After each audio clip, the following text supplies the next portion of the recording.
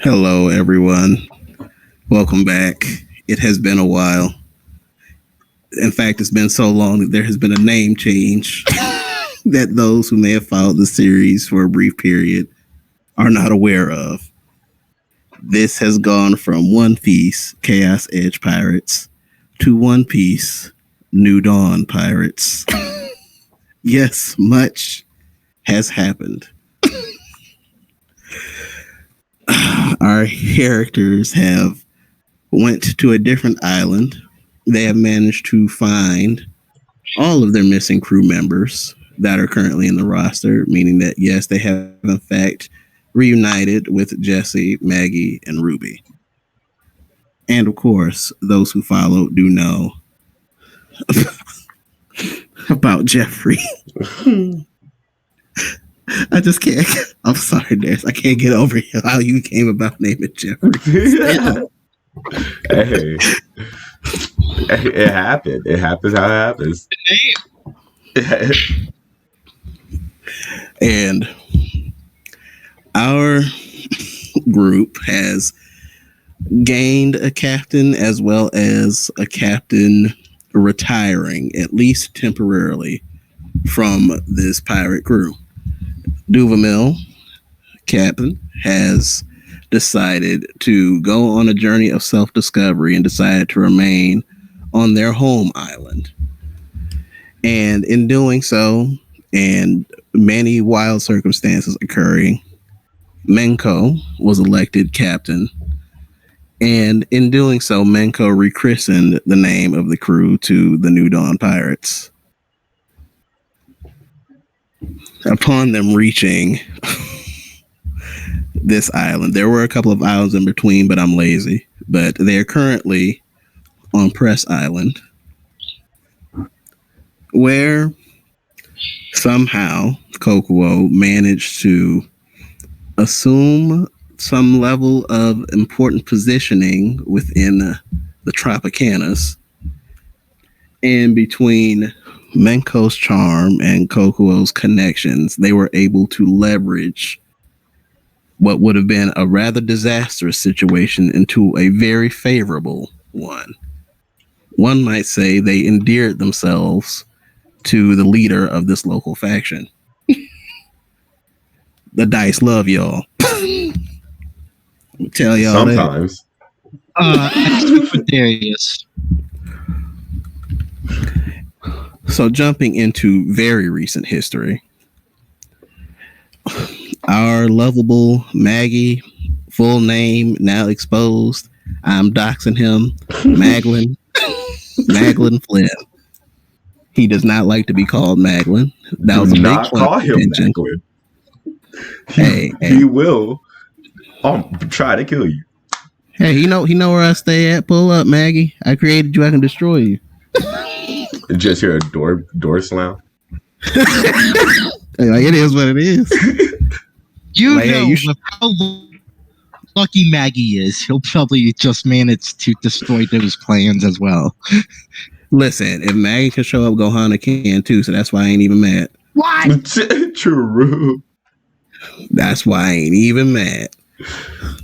Hell no, you freak. Certified. So, in Maggie's Uncle James decided to let his birth name be known to those over dinner. Essentially, his own uncle doxed him. Yep. Everyone had various stages of surprise to hearing his name, except for one member who had a sense of apathy and declared that name to be uncool in a very calm fashion. This sent our Maggie into a very frustrated mini journey, to which he left the festivities and decided to do some business with a marine vessel that has docked in town. One of the members of the crew, Shankun, was witness to the majority of this business And in the conclusion of it, which involved combat, Maggie seems to be the victor and walked away with some form of spoils.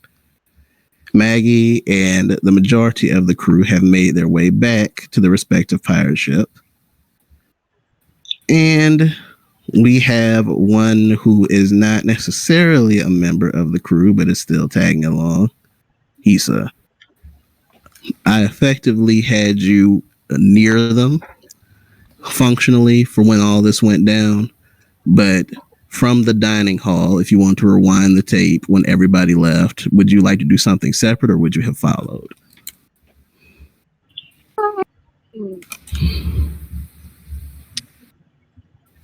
And my question lies. I'm gonna be honest, I'm so fucking out of it. Did everyone leave together? Or did we all leave? Okay. Yeah. Johanna was big mad. Big mad. Yeah, she'll go. All right, so you would be caught up. So since you are with everyone, that makes me briefly cut.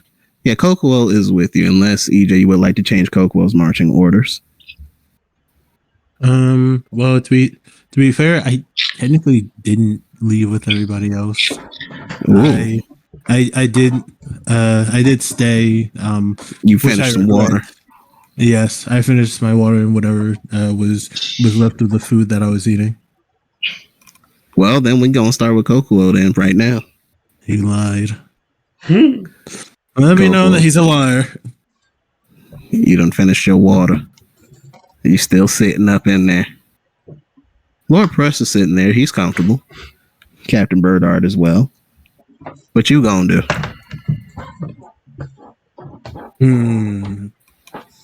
You know, Tenemek went off to do some business within the castle that Lord Press set him on.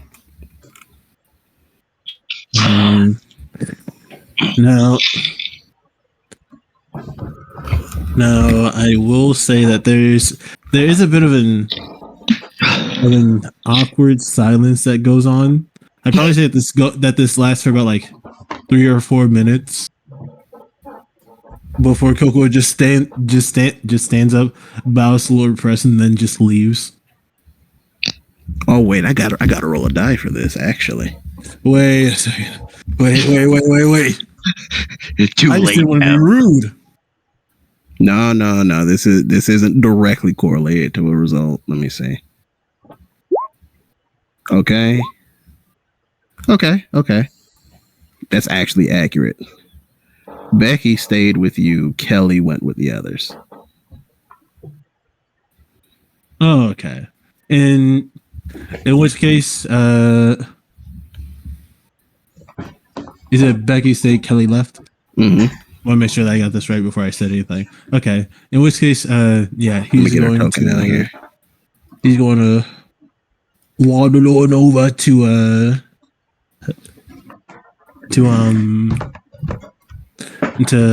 Becky and do the usual thing of lowering his hand down to allow someone to either sit within his hand or climb his arm. Are you strong enough? Yes, but remember, like, she's proportionally like 7 feet, so it's not that big of a difference in height. Right. Proportionally. Okay. How could I forget? Also, why on earth did this pop me up? Oh, that I don't know. Oh, goodness gracious. Just noticed that it's been popping me up. It popped me up in a different game, even though that it popped up with I put in one piece onto the search bar. Don't know how that happened. I see how it is. You say you want to be somewhere else, EJ? I see how it is. No, if I wanted to be somewhere else, on the DM of a different campaign. it would be one of my own that I'm cheating on the DM with, but I guess if you want to. No, I'm not gonna say that. I'm not gonna say it because I already did once.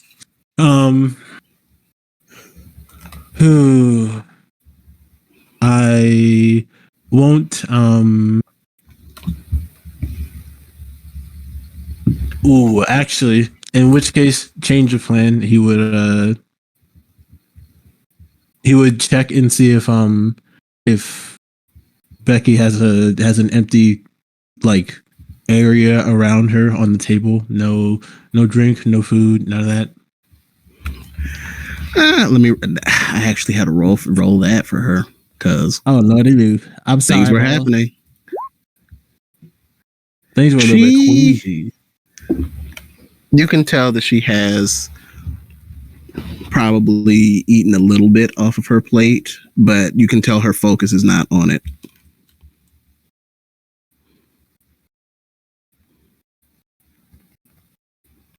Since you walked over, her focus is on you. Okay. In which case, he would say, "I'm going to depart now that I'm finished. But if you would like to finish, then I don't mind staying. So I'm not sure how long we could stay." Where are we going?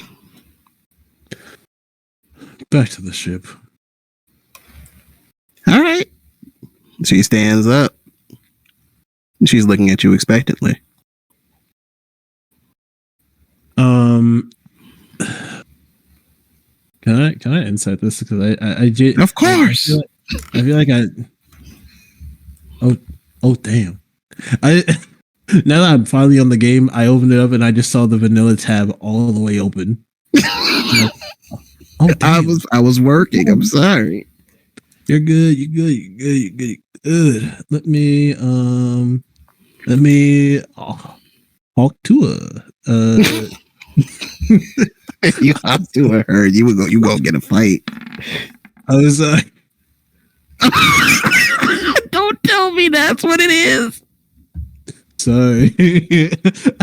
That's the magic word. I hate it here. I was gonna say I'm gonna put the dice in my hands and just start shaking them. Talk to it. Spell them this way. Oh my goodness, they be here. With a nat 20, it is abundantly clear. It's abundantly clear that Becky still believes that you two are on this outing together, this date, if you will. And she's looking at you, of course, expected to be escorted like a lady. Oh, now the question is, how would one do that at his size? Like my original thought was just the classic hand around the arm, but I can't really do that. Well, that's a Kokuo solution that you got to come up with there, because there's what's generally accepted and there's what Kokuo would do with a nat 20 insight. So you tell me. Okay, with a nat 20 insight, he would definitely lower his hand and do that carrying thing, but specifically just in his hand, so that, because to him that would be safer, just because of the fact that, like, as opposed to his shoulder or head, you're directly in his hand, and so it's easier for him to react for their safety. So you just gonna cake her up on the slide? Is that what you doing? Maybe. I was a shorty slide slayer back in elementary. You know what? You nat 20. I'd say with a nat 20, she's able to interpret what you mean with this hand gesture. So she will accommodate you. But she would be like, well, this is different.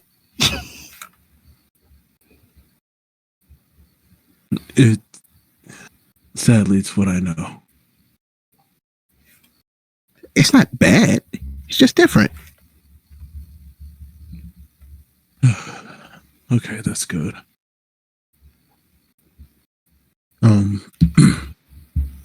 Lord Press, we will be taking our leave. I look forward to hearing from you in the future.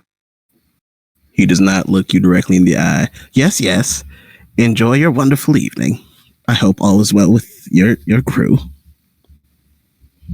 Nah, nah. I won't lie. Now, after talking to Lord Press directly, he does just like give a little side eye to to Becky while in his hand, just like no. He doesn't say that. He doesn't say it out loud. Just like a Coco just uses his sword to swat the thought away inside of his own thought. Mm-hmm. And he just turns and leaves. So you are in fact headed back to the ship, Kokuo? Yes. Every all day right. you're walking down the street. You ain't never lied. But and that's the case, we shall cut to Hisa and Menko, who are on board the ship. Dang, novice. So I said we would go to Hisa. So Hisa, you being on board the ship, and I suppose seeing the tail end of what transpired with Maggie, what would you do? You would know Drake is in Maggie's room tending to Maggie's wounds. James went to his quarters. Gohana is in the kitchen. Ruby is chilling on the deck, which is kind of like her spot before everything transpired. Saldana would be honestly be where Menko was, unless Menko wanted to be alone.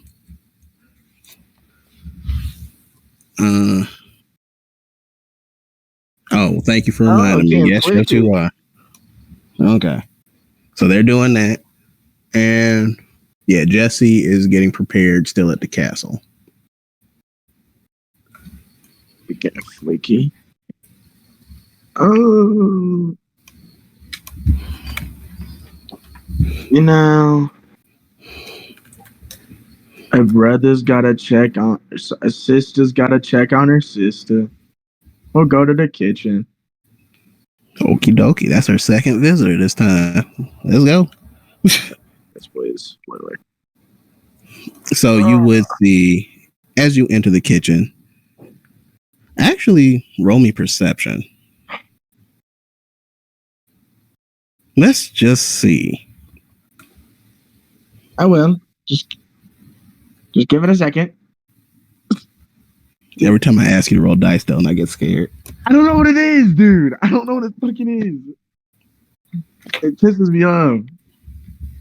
Oh, my bad. It freaking makes me mad. Yeah, you can cut that part out the thing. Because I'll click in and I just sit there loading. I've been noting since like 30 minutes ago. You want me to roll for you? Yeah, that'd be tough. Yeah, dude, Roll20 just hates me. I literally don't know what it is. Okay. Make this happen.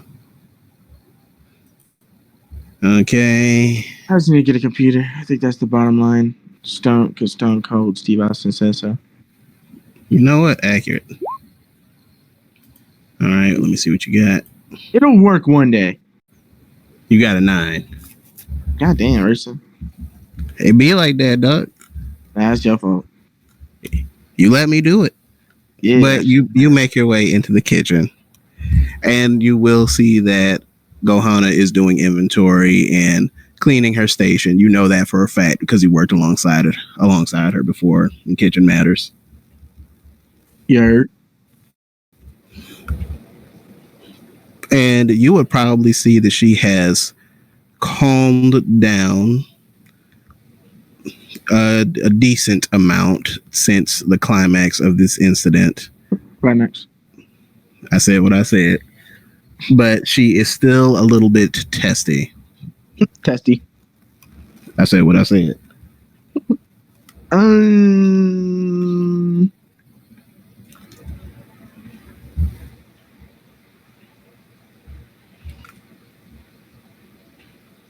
She'll like walk in and be like, "What you doing?" Inventory. You know that. Maybe. So, how much do we need to buy? I don't quite know just yet. Lord Press was generous enough to give us some supplies. So based on that, I'll be able to make a better estimate. We'll see what they bring us. Gotcha. So what are you doing after this? Probably going to check on Maggie if he wants me to. Ooh. You know that'd be a good idea. I feel like. I mean, it was kind of messed up what happened. Not kind of, it was. Yeah. I mean, that's his uncle and all. Maybe it's a family thing, but I don't like the way Jesse handled it. I think I don't know what I think. Honestly, I don't. Yeah, this is my first time meeting her, so I don't know if she's just like that normally. Well, when I first met her, she really didn't understand romance too well. She was kind of figuring things out. And I guess she had a thing with our previous captain. But that captain isn't here right now. And I mean, she got to spend all that time with Maggie and Ruby, but then they come here and it seems like after all that time, she would know how much Maggie likes her. And then she does this.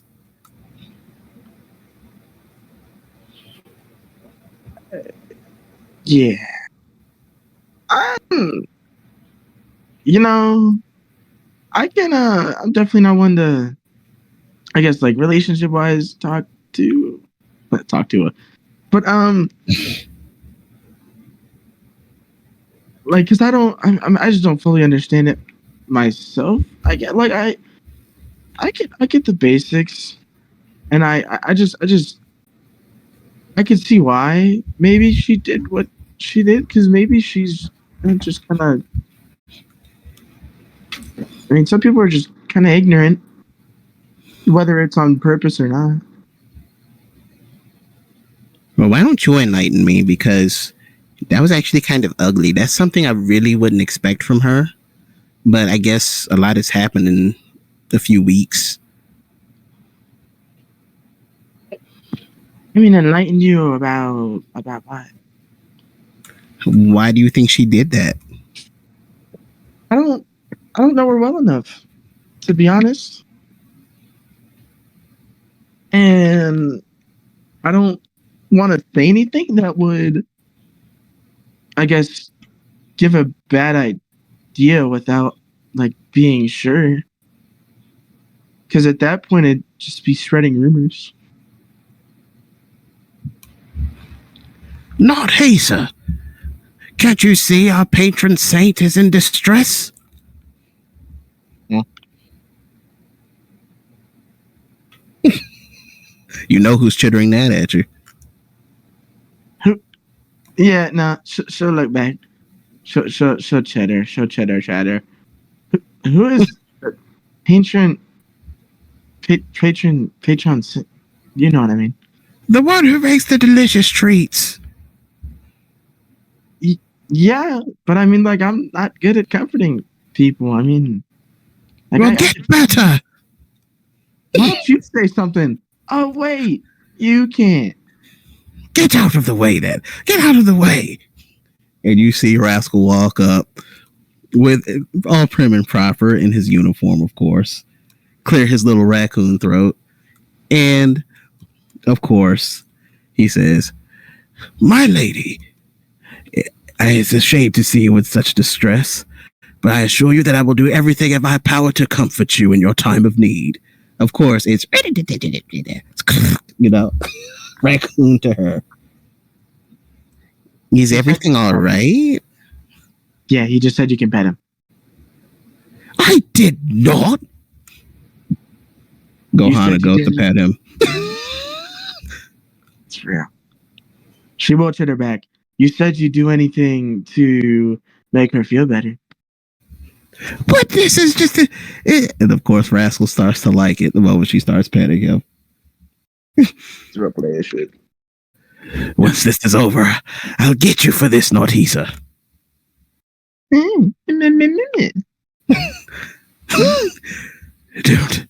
Don't leave. And of course, true mammal fashion, Rascal eases into Gohana's arms. You have essentially assigned an emotional support raccoon to her. That was actually the plan. I'm a genius. I promise. Just believe me.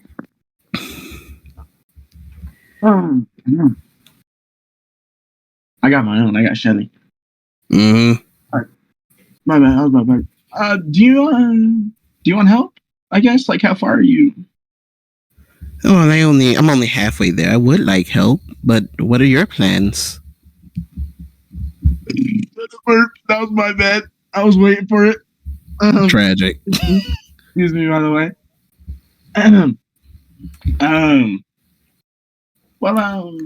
Nothing? Yeah, nothing. So you were just going to come here and do nothing? I mean, what else am I supposed to do? Unless I'm asked to do something, I kind of don't have anything like to do. I don't have to like sharpen Shelly or anything. And then, I mean, Rascal's Rascal. Like he got fed. We all got fed. I don't have to cook. You don't have to cook. Do you do anything for fun?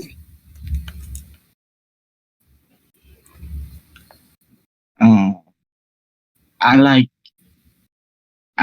turtles. No, I'm trying to think. I guess like what would you consider fun? Well, there's what I consider fun and what you consider fun. It might be two different things. Yeah, I guess. I mean, I read, but it's mainly so that if I ever come across it or come across anything like, like deviled fruit wise, obviously, I'd know it without like hesitation.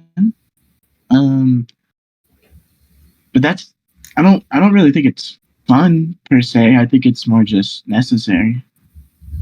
Have you ever read any fictional works for fun?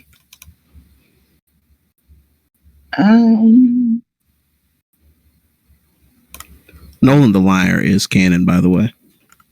You said what is canon? Nolan the Liar is canon. It's canon reading material. I'm trying to think of what the fuck. Hold on. You don't remember Mont Blanc Nolan?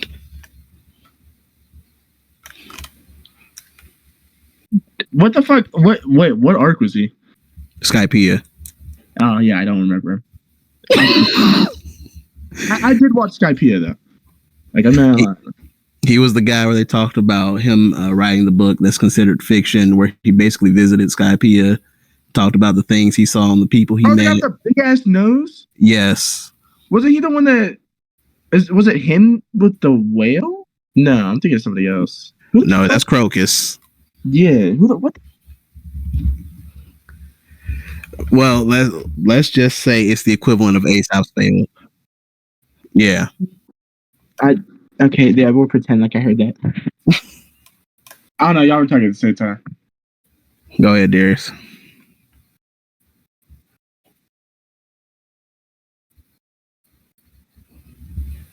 Yeah, I remember.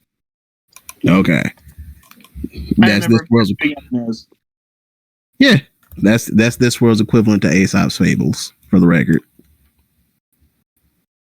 Now, would she have listened? Or now, would she have read it?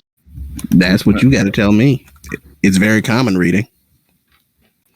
I think the problem with Hisa though is like, okay, no, I mainly I like non-fiction.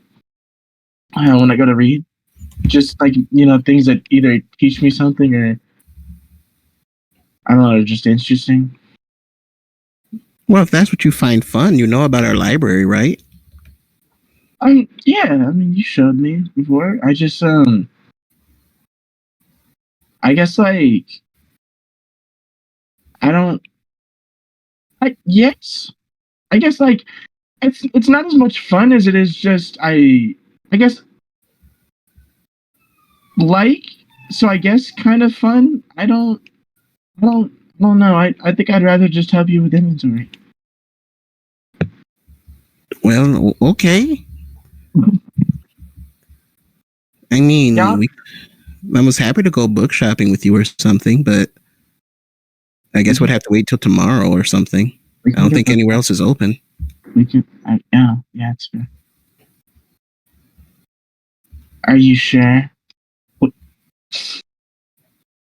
Well, I mean, tonight I did say I want to check on Maggie, but and do this. Let's finish inventory and then you can check out Maggie. And then tomorrow you are going book shopping with me. That sounds nice. Yeah. I will be there. Rascal, you're so fluffy. She sounds like a Mexican mom.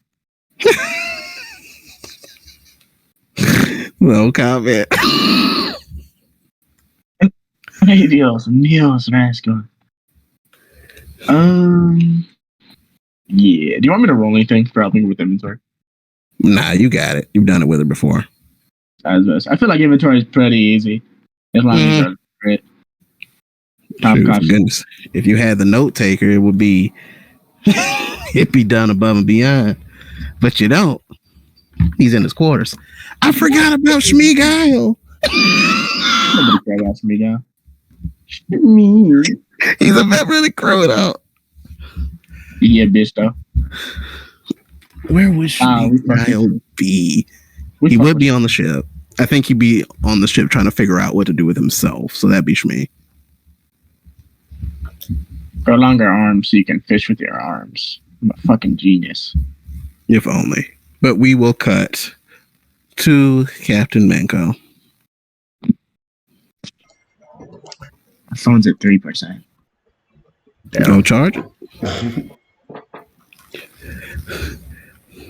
So would you say you're having time with Saldana and this is a fade to black instance, or you're actually having a discussion about something?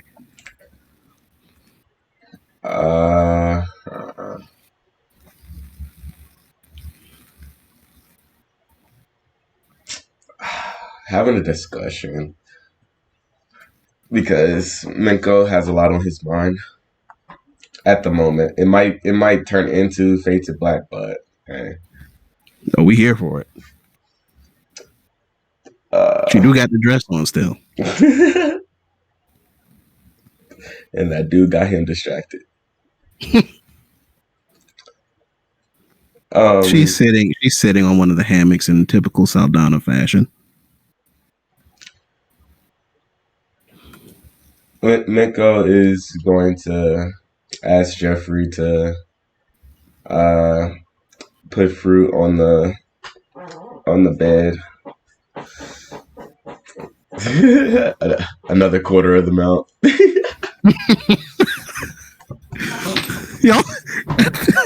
Y'all made just go through the whole fruit supply almost. That's like bowls of fruit like every day. It takes a lot of fruit to keep us satisfied. Sorry. This is fair. No, this is what we here for. But of course, Saldana is pleased. Reaches straight for a pineapple.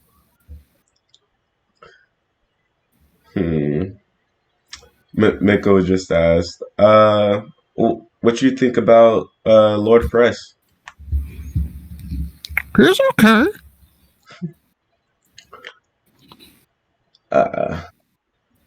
He's really strong. Yeah, he seemed really strong, especially with that transformation that he has.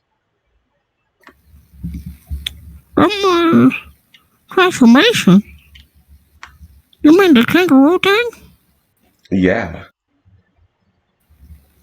Yeah, I didn't expect that. I also didn't think that he'd still be that ugly. Well, I actually got to make a roll because she can perceive the ugly.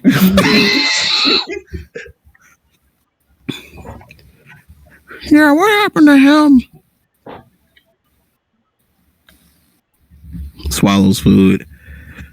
I mean, I'm not one to talk considering what I've been through, but he seems like he's really got some problems in the looks department. Yeah, it must be the battles that he's been in. I've heard from the priest that he's been in a lot. That's why he has that big hammer. Yeah, he knows how to use it.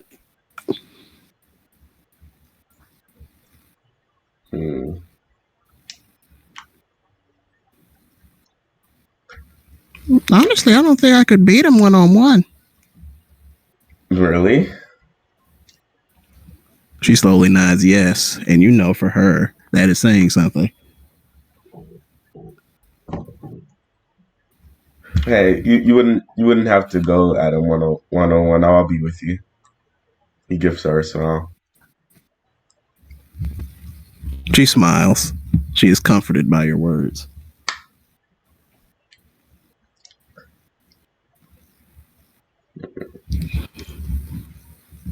Is that artist on your mind? Because you handled it really well. Another bite of pineapple.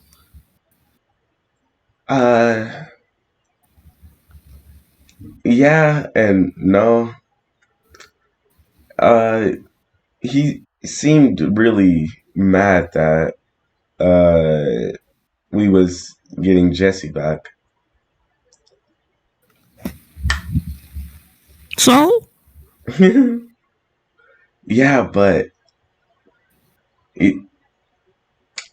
I don't want him to come after us or her because he needs her for something. He doesn't look like he will. He said she was free to go. Yeah, but anybody can say anything and act a different way. Are you sure? He seemed to really mean it. You know Saldana's streak. He did seem to mean it, but he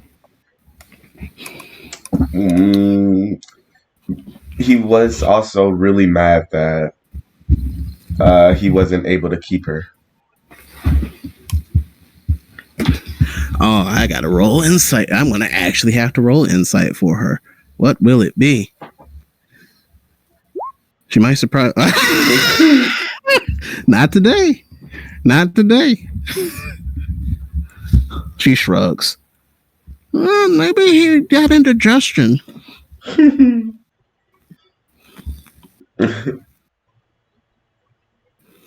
Miko chuckles,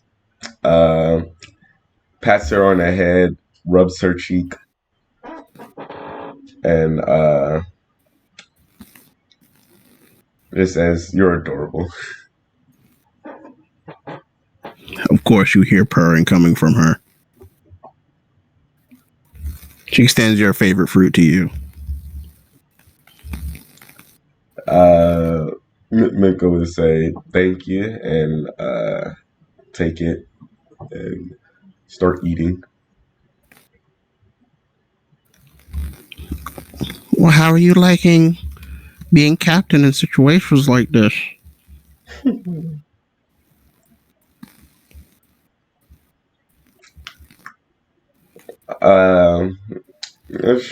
It's rougher than I thought.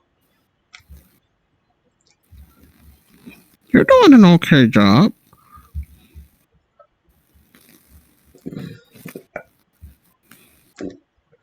Thank you. I don't really feel like I am though. If you want me to kick somebody, I'll do it. Except Hisa, she's my friend. Or Gohana, she's really nice. Swallows food. It's fine. You don't have to kick anybody. I think it's just gonna take time for me to get used to it. Okay. I know your dad would be proud.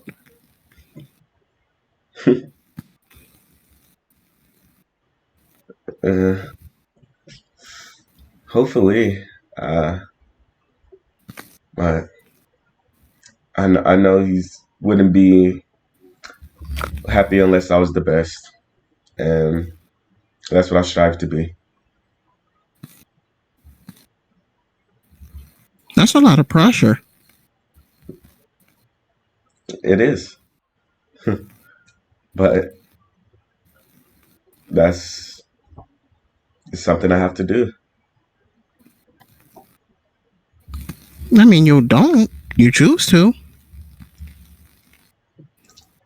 Well, if I want to protect everything that I want to, I'm gonna have to. You're right. Yeah, that's right. I got to be less wise.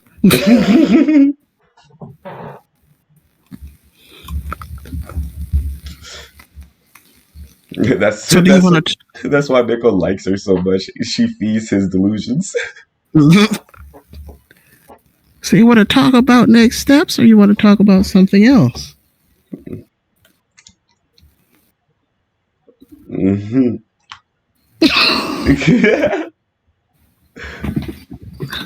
What would Miko think? Hold on. Yeah, I gotta roll a wisdom save right now.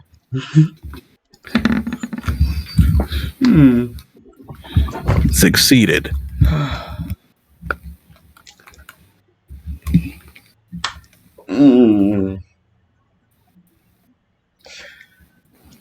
Miko would say,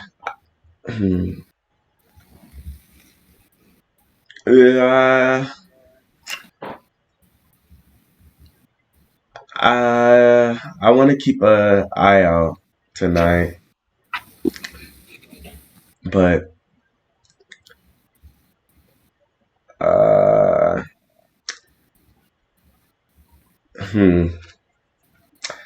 but I'll be back later and we can talk then if you're still up.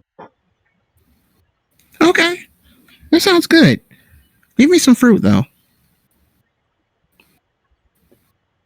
I do or you do? She's saying leave her some fruit. She's assuming you're going to take it with you. Oh, yeah, obviously. And Miko would leave more fruit. Just how much does Jeffrey have? Well, when I went to go get him, he couldn't be moved because of it. So, a lot. But maybe not that much anymore. I've been getting a lot from him. Miko turns towards Jeffrey. And Jeffrey hovers. And bends down. Can you show me how much you have left? Ooh, let's see here. This is a straight up intelligence check for Jeffrey.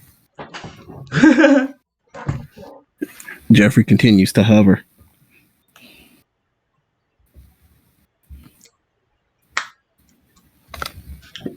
Miko gauges the distance from the ground to him, and he just says, "It seems like he's about halfway full." We couldn't have eaten that much fruit. Yeah, but I left a lot in the kitchen for Gohana. Oh, that's important. Yeah, said that she said that she needed some for some of the spices. You're such an attentive captain. Miko blushes. I try. She's happy you're happy. Miko will take a bow and leave said quarters. All right, we will cut. Well, tell me where you're going first.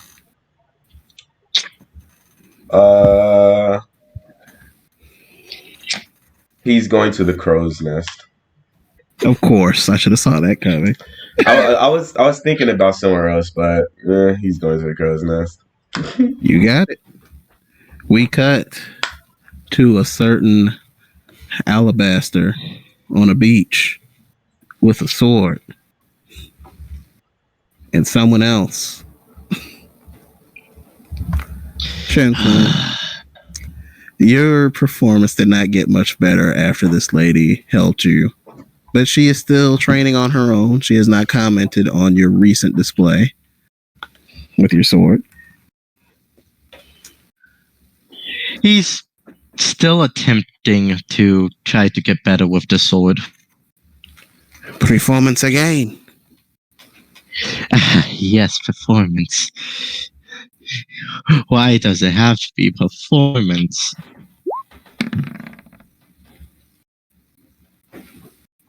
It's better. It's better than the last couple times, but still below average. And he's like,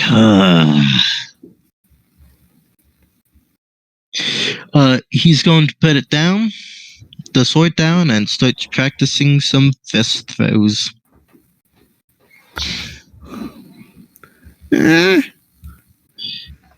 You can go ahead and roll just an attack roll to see your performance with this. Well, I can't roll an attack roll with the child sword? Okay, I see how it is. What? It's been a night. It's slightly above average, but you know you can do better. But it is slightly above average for an unarmed martial arts display.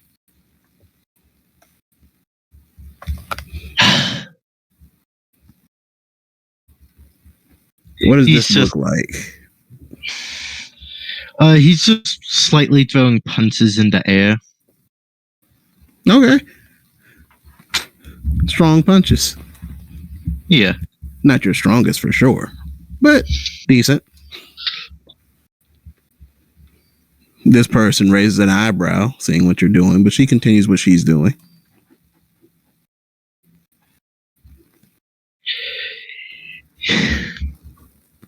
He's just going to continue practicing and start mixing in some of the 6 powers.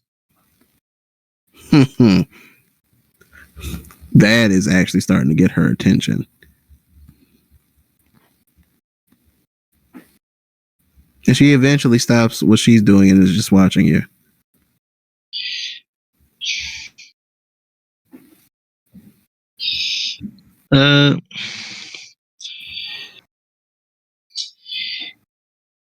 He's like, what? Those movements. They're 6 powers? Yes. Did you study them somewhere? Yeah. It's impressive that you've mastered so many. Yeah, I'm just having struggles with one of them. Based on what I've seen, the last one would be Kamiye, correct? Yeah. What about it do you find difficult?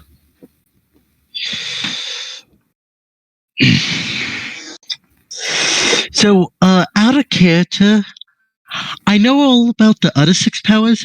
Kamiye is the only one I don't know anything about, to be honest.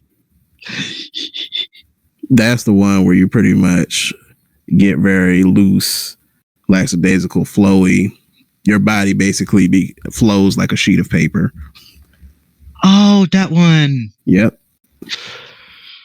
The one that does the weird fucking stuff that allows the fucking giraffe man to turn himself into a cube. That one. That's just Kaku being Kaku, but yeah. There's some Kanye action to it. Yeah, exactly.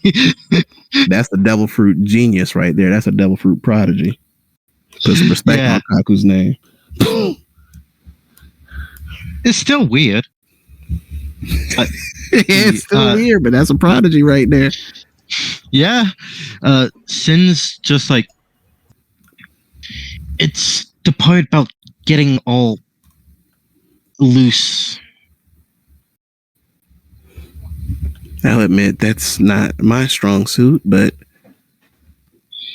maybe if you had an experience where you got loose, you'd be closer to figuring it out. I don't know about that. It was a suggestion.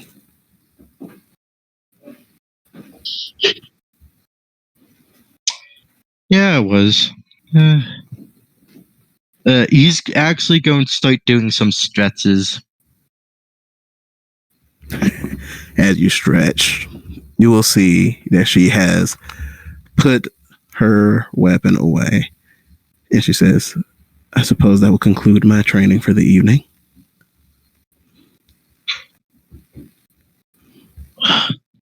See ya.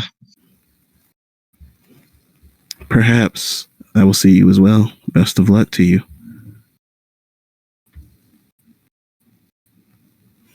And she walks away. You can tell she's walking toward the shipyard. Well, the harbor, excuse me. Alright.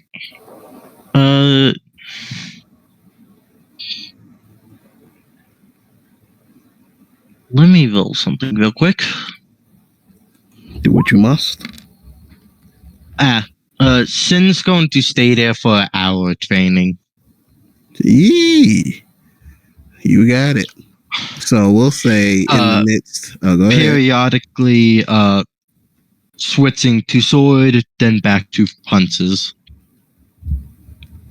As training continues for Shen-kun, we cut back to Mr. Kokuo.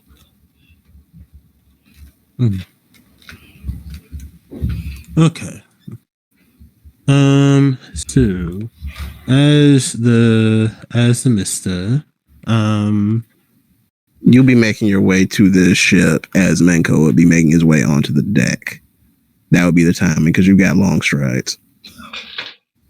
Okay.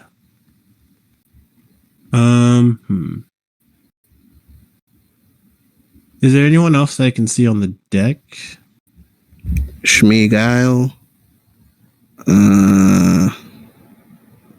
And did I say someone else?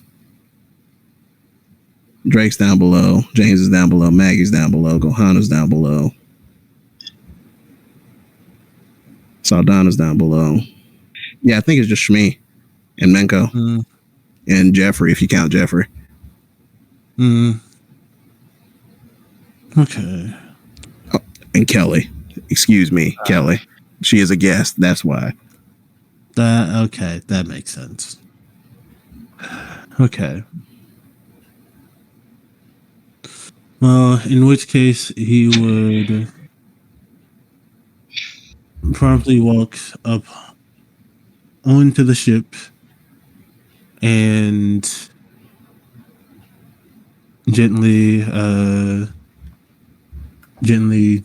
lower down Becky so that she can roam freely. But while doing so, he would say, even though that this is very annoying for me, I'm going to go below deck for a while. I have something that I want to check on, but I hope you still... You're ending the date so soon?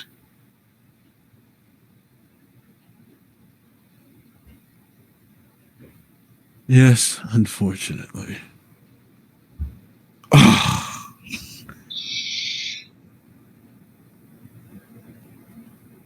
I'm sorry.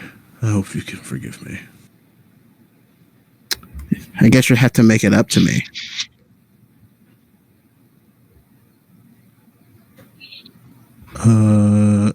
Internally there is that 20 be damned. I don't care about that. Move. What that 20 move. Okay. So Nat 20 aside, he is genuinely perplexed as how to make it up to her, as to where he forgets that he can't go down below deck fully standing up.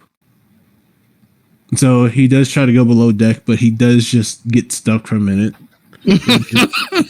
Continue, and then just scrunch down so you can continue going down below deck.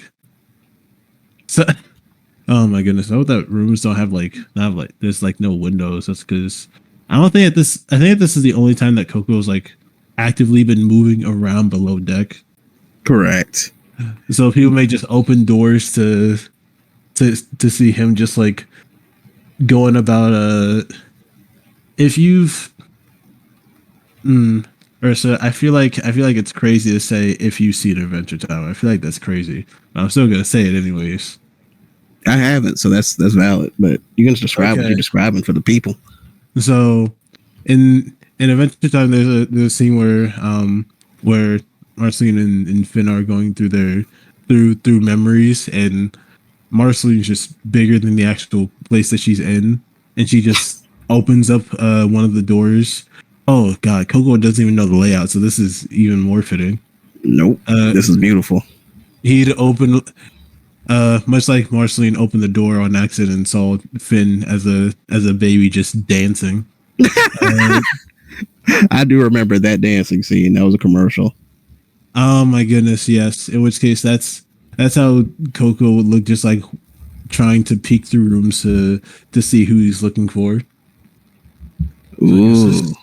And for the record, as far as you navigating down there, you remember that you have to kind of crawl because of your height. Yeah. That's why I thought it was. Otherwise, he would just be like walking while squatting. That would be very uncomfortable for you, but you would have to crawl. Yeah, in which case he is crawling. Tisa, of course, you notice Kokuo has made his way down. Menko, of course, you saw it.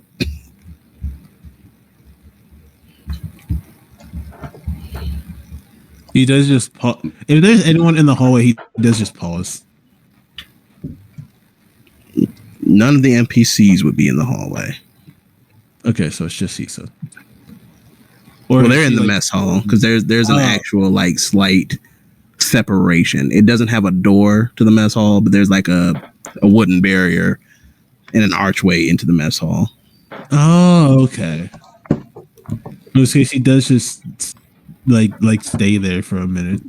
If anyone does just like stare and recognize him, doing the standard, if I don't move, they don't see me. Let me roll Gohanna's perception. Actually, no. Since you're sneaking, roll stealth. This is effectively you sneaking. Oh Lord! Oh, at Lord. Disadvantage, but you're sneaking. Yep. Time for me to.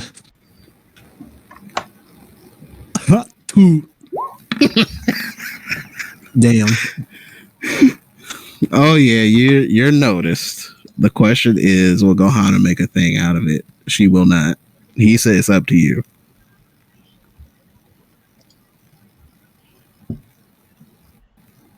That's not here.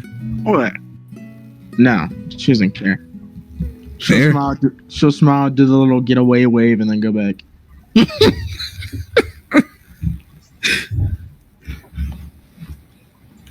Afterwards, he just continues on his journey. Now, You going to the doors on the right or the doors on the left? He would try to go through the doors on the right. First one, vacant. You do see just like a couple of spare clothes similar to Shmi. Close this door. Maybe if it's not just like going down the row on the right, he would thusly just like go right to left in like a zigzag form. First on the left, you know this to be Gohana's room. It smells the pleasant smells of Gohana. The combination of spices and the floral fragrance that Gohana tends to wear. Who said pleasant smells of Gohana? I mean, honestly. So you know that to be Gohana's quarters. He does just honestly. He probably he may accidentally just like. Well, it would be funny if this happened, but he does just like a big whiff specifically for the spices, because even though he did get done eating, he is still a little bit hungry. He just knows how to hold his hunger.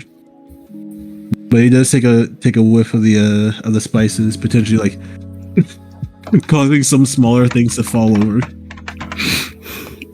I'll be nice to you. Let's just make an outright breath control check.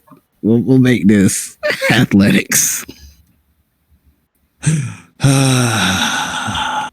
Let's just see if you do knock something over because you think you're trying to sneak. So you're able to get a whiff without. You knock over a couple of smaller things, like a couple of jars. They don't break, but they just shift. But you don't knock over anything major. But it does make a little bit of noise. To the point where you hear a familiar voice. What do you think you're doing?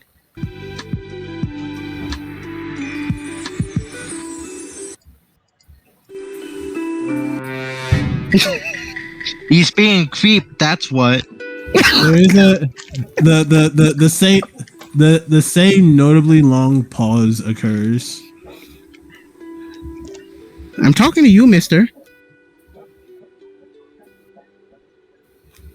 Oh, I don't really know which rooms are what, but I thought I smelled something, so I took a quick, I suppose, smell check. Gohana makes a face.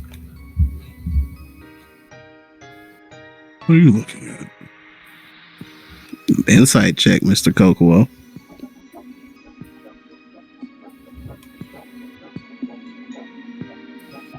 Is someone listening to circus music? I don't know anymore.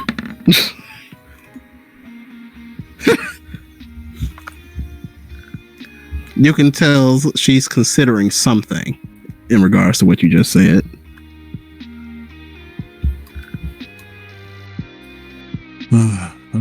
Alas, this isn't the room that I'm looking for. Okay. So, I'll be departing. How about asking someone which room you are looking for so you can find it faster?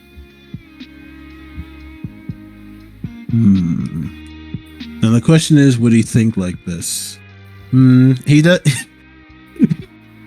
He would think to himself, maybe. You don't want to put their business out, so. You would see the collection of rice. Well, you would see a clump of rice collect around the door and ease it shut.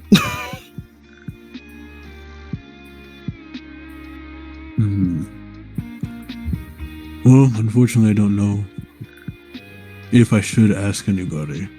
I would just be putting someone's business out there. Okay, Vice Captain. I guess you'll let us know if it's like an emergency or something. That would be my job unless I'm told otherwise.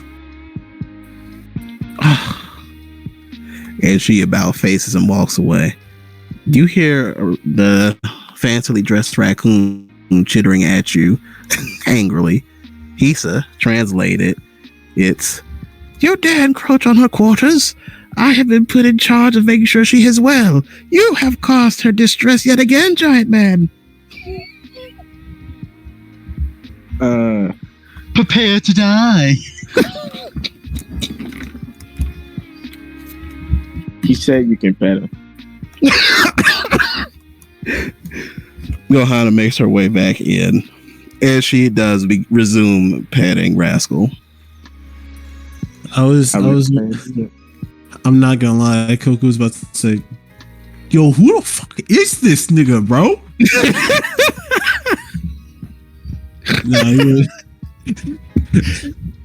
No, Coco would have dead ass bro character that if that raccoon would be able to, if he could translate that raccoon speech. Unfortunately, Coco does not speak raccoon. But with this, he actually hold on, wait a second, wait, Ursa, I may have an idea. Okay. And I don't know if actually wait, I don't think this would work, but just in case, I am going to try it. Okay. I don't mind spending one. I'm going to use a usage of Divine Sense. Okay. Just because a part of me is like, wait, or a part of Coco was like, wait, there are some people who would know this ship fairly well. Wasn't there a crew who died that you saw on the ship? Are you directing this at Gohanna? No, he's just thinking. He's just thinking this like to himself. Like, if everyone would know the ship, it would be the people who died that you saw on it. Plus, I never thought to use it on the ship in general to see if there are any ghosts lingering. There was once. It is no longer there. I killed it. I fucking punched it. I punched it. But you do sense that there is what would be considered a recently tampered with soul in your midst. What would be considered undead, but closer to living, which is why it sets your senses off. And it would be coming from a room. In this room, this figure seems to be in a sitting position. Think about it like Detect Life and like Elder Scrolls Oblivion. Okay. Where you get that poofy outline where you can kind of guesstimate what they're doing position-wise through a wall or something, but you don't know specifically what they're doing unless you're looking at them. Okay. In which case, let's see. Would he go beyond his original plan and just say, fuck it?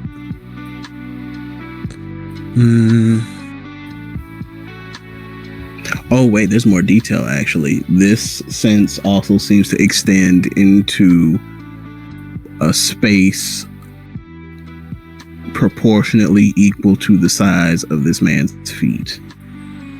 Well, I mean, proportionally the same size as this person, but in a horizontal position, both meeting at the feet.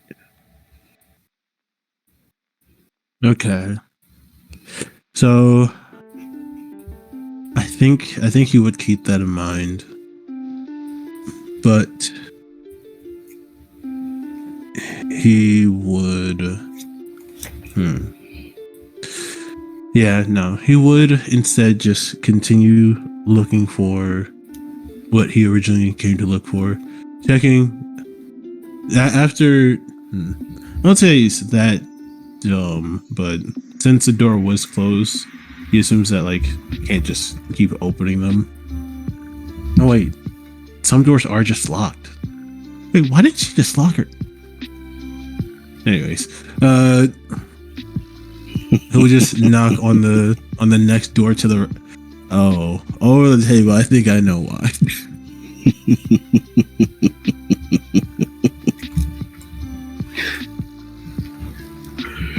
All right, so you're knocking on the door on the right. Yep. You would see Mr. Flynn, the younger, and what seems to be Drake Dresden. And Drake seems to be tending to Maggie. Maggie's shirt is currently off. He has bulked up considerably since you saw him last. Oh, so the door's just open and I can visibly see this. Mm-hmm. Well, you would know that Drake opened the door. And is he tending to his clothes or his actual injuries? His actual injuries. You see Drake has the medical kit and is applying it to Maggie. Maggie looks like he has been through the ringer. He has the beginnings of a black eye. He's got several bruises all over his body. Some minor cuts. Coco is just going to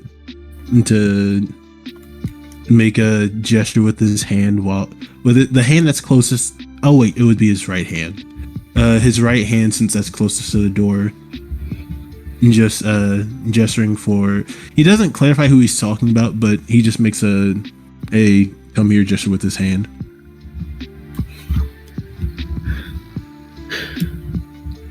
I think Drake would be the one to do it because he opened the door. So Drake would step out of the room and say, "Give me 1 second, Mag." Oh, my apologize. My apologies. I probably should have been more clear. I was referring to Maggie. Well, I'm working with a patient, so just give me just a couple seconds to finish a bandage, and I'll send them out to you. Okay. And then he goes back in the room. If you wait the 10 seconds, just a few seconds go by. And then you will see a patched up Maggie, shirt back on, walk up to you.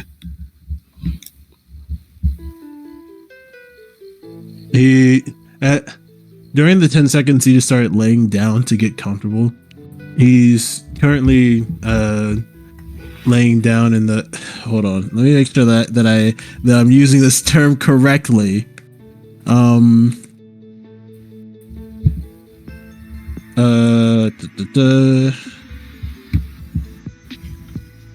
on.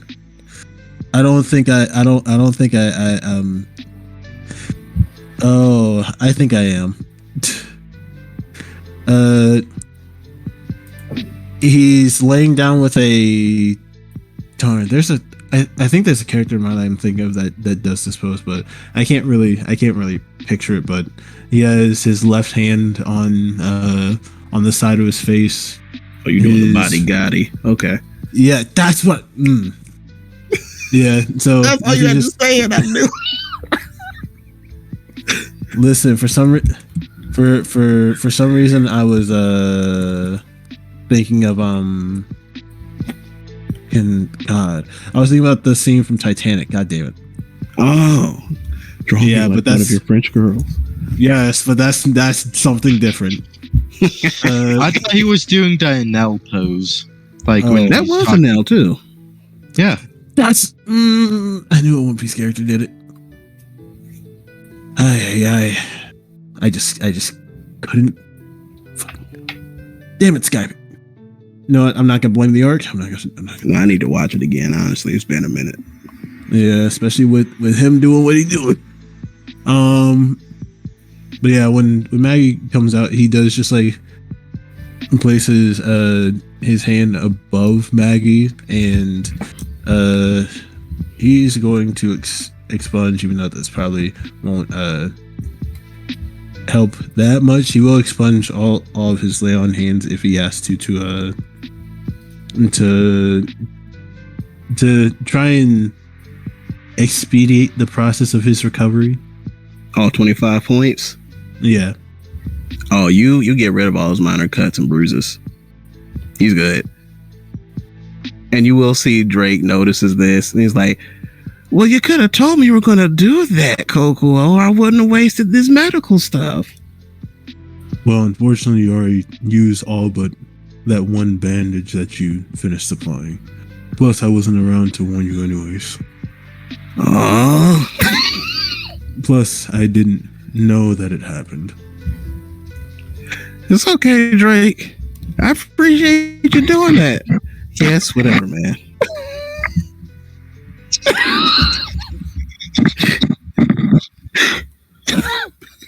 Sad boy Drake for real. I'm sorry.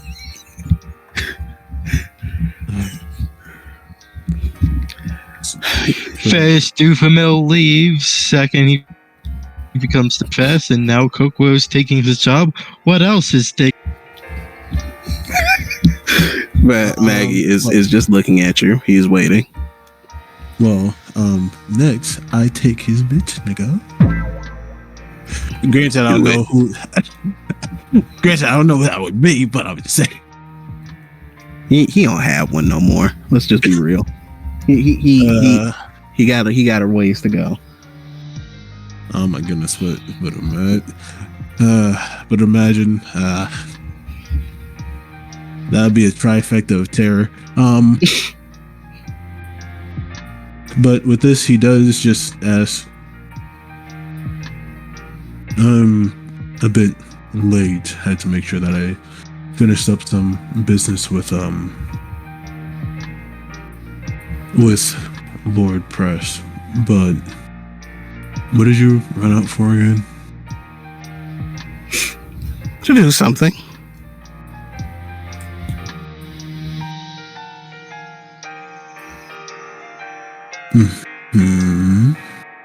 And what happened before me and the captain returned? They just used my birth name. And I don't like being called that. Oh. Well, that's obviously understandable. But you know that anger is best used when you have something positive to direct it towards, whether that's working on something or assuming that you also dealt this much damage to someone or some other people. That's a nice usage for anger. Yeah, it helped me do what I had to do. Good. If people don't.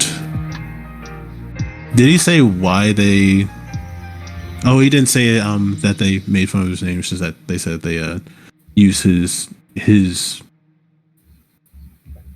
birth name, which he doesn't like. Well,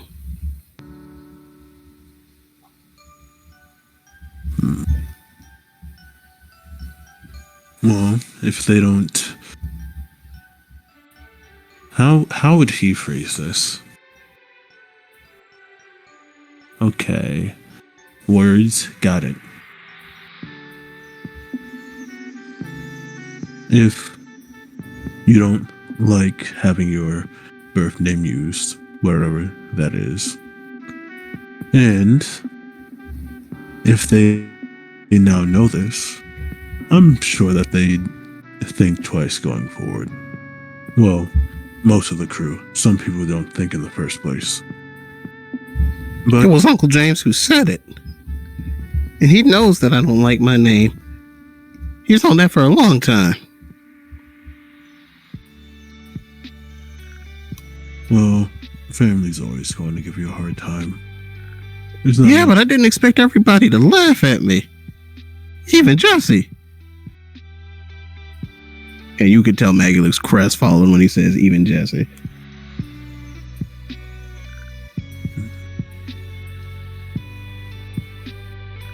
Well, to be honest, at least you have a nice name.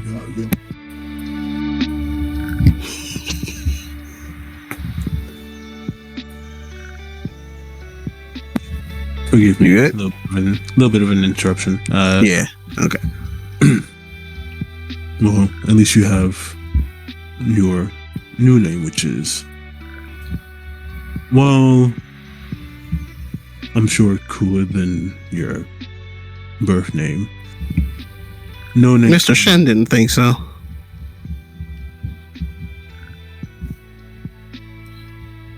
Shen? Mr. Sin is the dumbass. As in the person whose last name can quite literally make me vomit. Well, Mr. Coco, he did train me.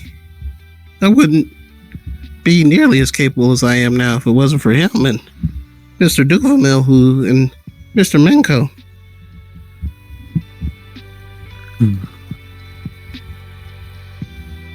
The thing is, obviously, while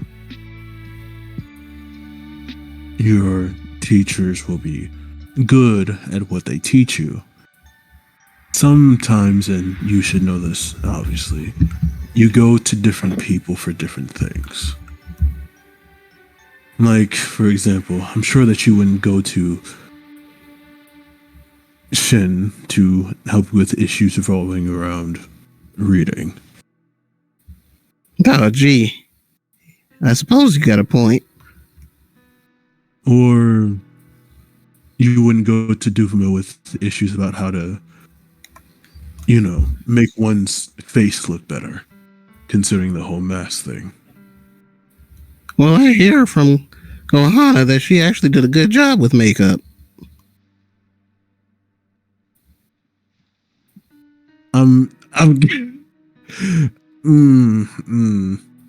Honestly, just to keep the bit going, I'm going to say that he doesn't recognize the fact that he heard the word she. Mm-hmm. So it's just, I guess. Well, at first glance, you wouldn't expect Duvermill to be able to do that, considering, the mask that Duvermill always has on. Well, I took it off a few times. I guess I never got to see it. That's besides the point. Fact of the matter is, just because one teacher says something doesn't mean that it's automatically true. That's because that implies that they can teach you anything, which, while yes, that is true, as someone who you may or may not consider a teacher, I think that any name could be intimidating or lack thereof, depending on what the person does while wielding said name. Like, for example, people likely wouldn't think too much about the name Kokuo if I hadn't, let me make sure that I say this person's name correctly, since I haven't said it in a while.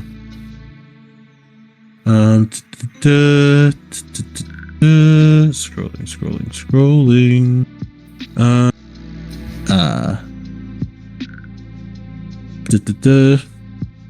People likely wouldn't respect the name Kokuo nearly as much if I hadn't killed Romani Conti. That was you?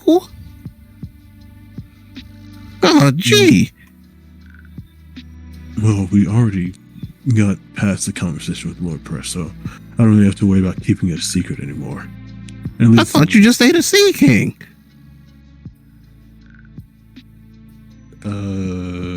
Well, that too, kinda. How do you kind of eat a Sea King, Mr. Kokuo? It's in your name now. Huh? Maggie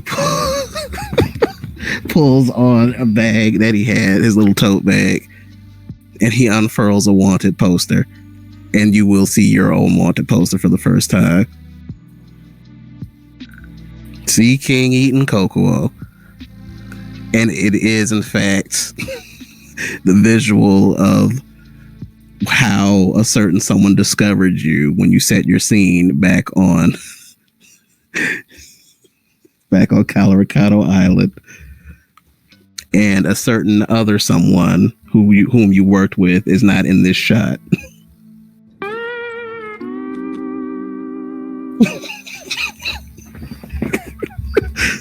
he does have the standard, you know, not Nami, etc., disgusted look on his face. Oh, I see. Well, he does look down just to see the bounty. That's because I don't think he's seen. Not only has he not seen his own wanted poster, he hasn't actually seen his own bounty. He's curious how much he's worth as opposed to, you know, his oh, goodness gracious, how much he's worth in comparison to, like, why am I blanking? Oh, how much he's worth in comparison to the debt that he owes. Ooh, okay. That's actually a fascinating look at it. It is still wanted, dead or alive, Sea King Eaton Kokuo Lewinson. 28,575 berry.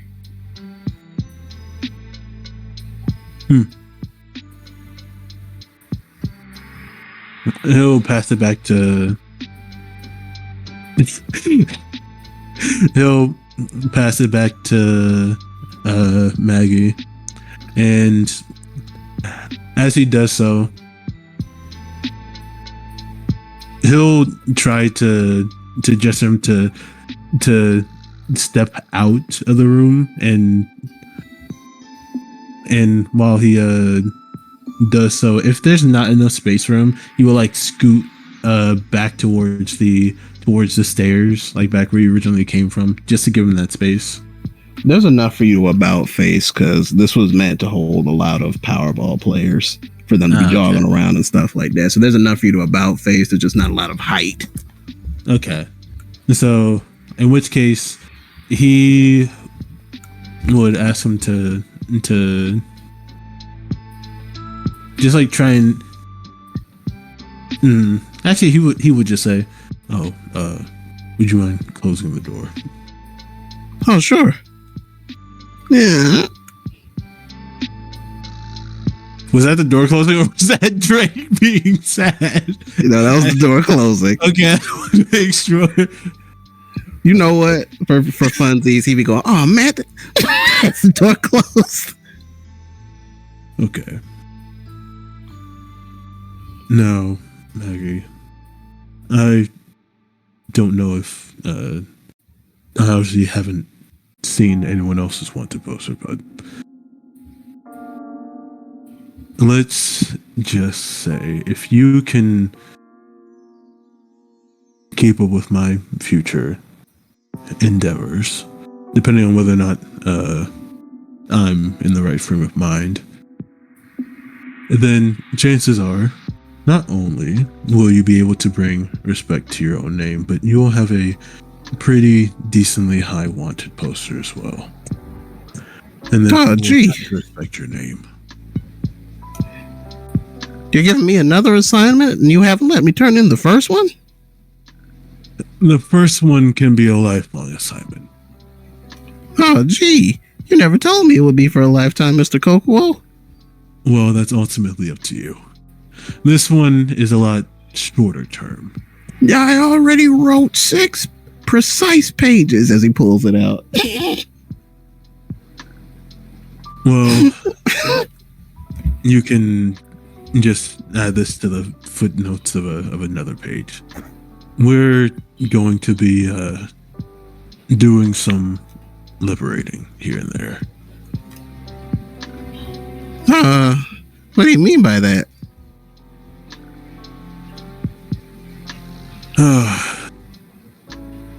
Well, fortunately or unfortunately, in order for me to potentially clear this debt, I have to work to free some enslaved fish folk. And while I know that could be a hassle to ask the crew at large, considering that we may have other things planned, if we come across fish folk, I'm willing to allow you to come with, since That's the only reason why my bounty's as high as it is. Well, okay. I'm happy to help you, Mr. Kokuo. If we free them, they may not exactly be happy to see me. Well, oh, what? Because of your name? Oh, yeah, you know the whole fish folk human relationship thing. Oh. Well, that could also be another reason for you to go. That's because imagine how the fish folk would herald a human who helps liberate them from other humans. I hope that's how they see me. Plus, that also gives you something to talk to Jesse about, which you may be impressed with. I never thought about it like that.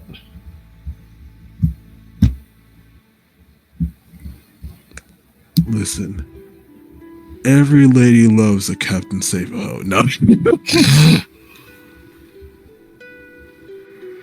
You stupid for that. You stupid.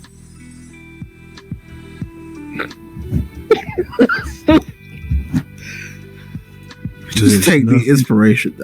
I hate it. Bro, I already have one. Who doesn't have one right now? I mean, Me. Take it. You're welcome. That got me. So, if you want to get all those things done, and by the way, be more willing to talk to some teachers about different things. Just, experiment a bit.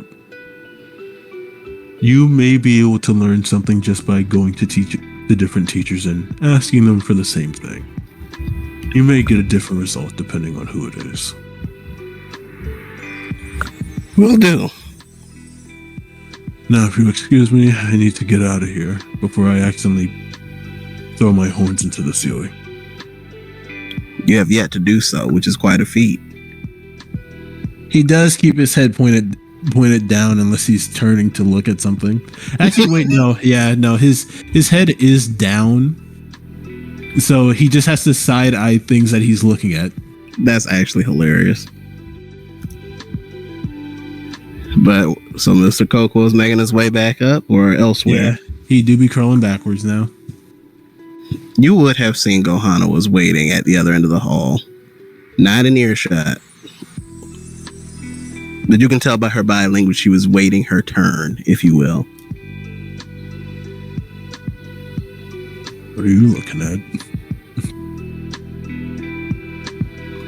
But we cut once again to Issa. If Dylan is still there.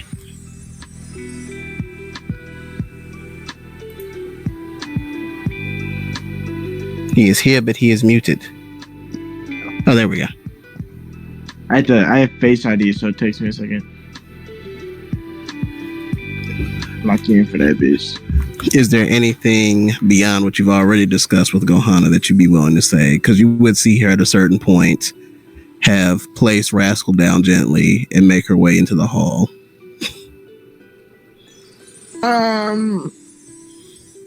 Are we done with inventory? Oh yeah, between the two of y'all are done. Nah, she's not saying anything. This is her thing. She wants to talk to Maggie. She's not gonna intrude on that. I don't know what you're going to do. Farewell. Look at Rascal. Kind of be like, thank you, Rascal, for being nice. Not a problem. Let's not make a habit of it. You can tell he very much enjoyed the treatment. He does not want you to know it. Yeah. Anywho, I don't have anything to do, so I mean, do you want to do anything, I guess? You owe me. He extends hands out. Okay, you can't just say I owe you without telling me what I owe you. You promised me a treat for digging that bloody hole. You're so right, I did. Now, what was the treat again? I don't know. You said you would come up with something wonderful. Oh. You're so right. Yeah. I don't know what Rascal is saying, but he is quite serious. He's being fat. What is fat?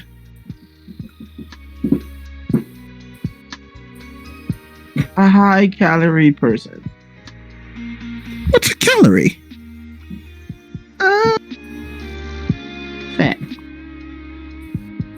Oh, it's one of those conundrums. I see. Yeah, we'll go with that. Listen, I gotta make him something anyways. I mean, I might as well. I'll make some for both of you. Let's go with that. That's very kind of you. There was dessert at the what's it called, right? The Yep. dinner, right? Yep. Yeah, to be right there.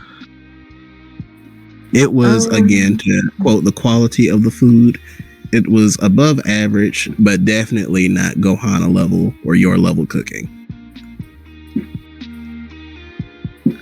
That brand food, I don't want to use too much anyways. Okay.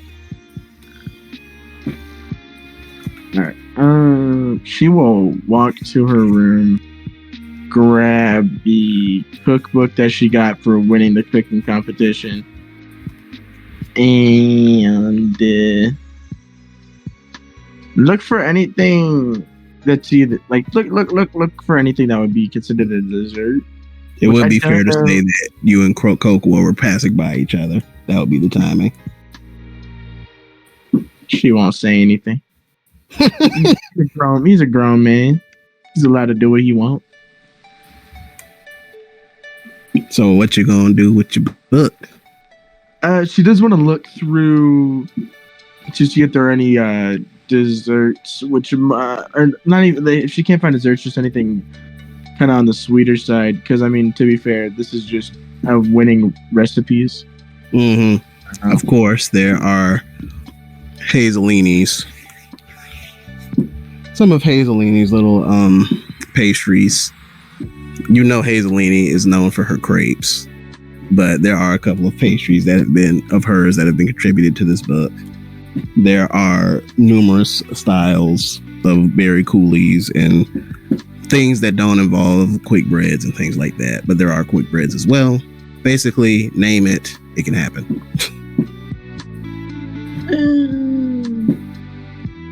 I'm trying to think. We don't have a way to store food, do we? You do not have a refrigerator.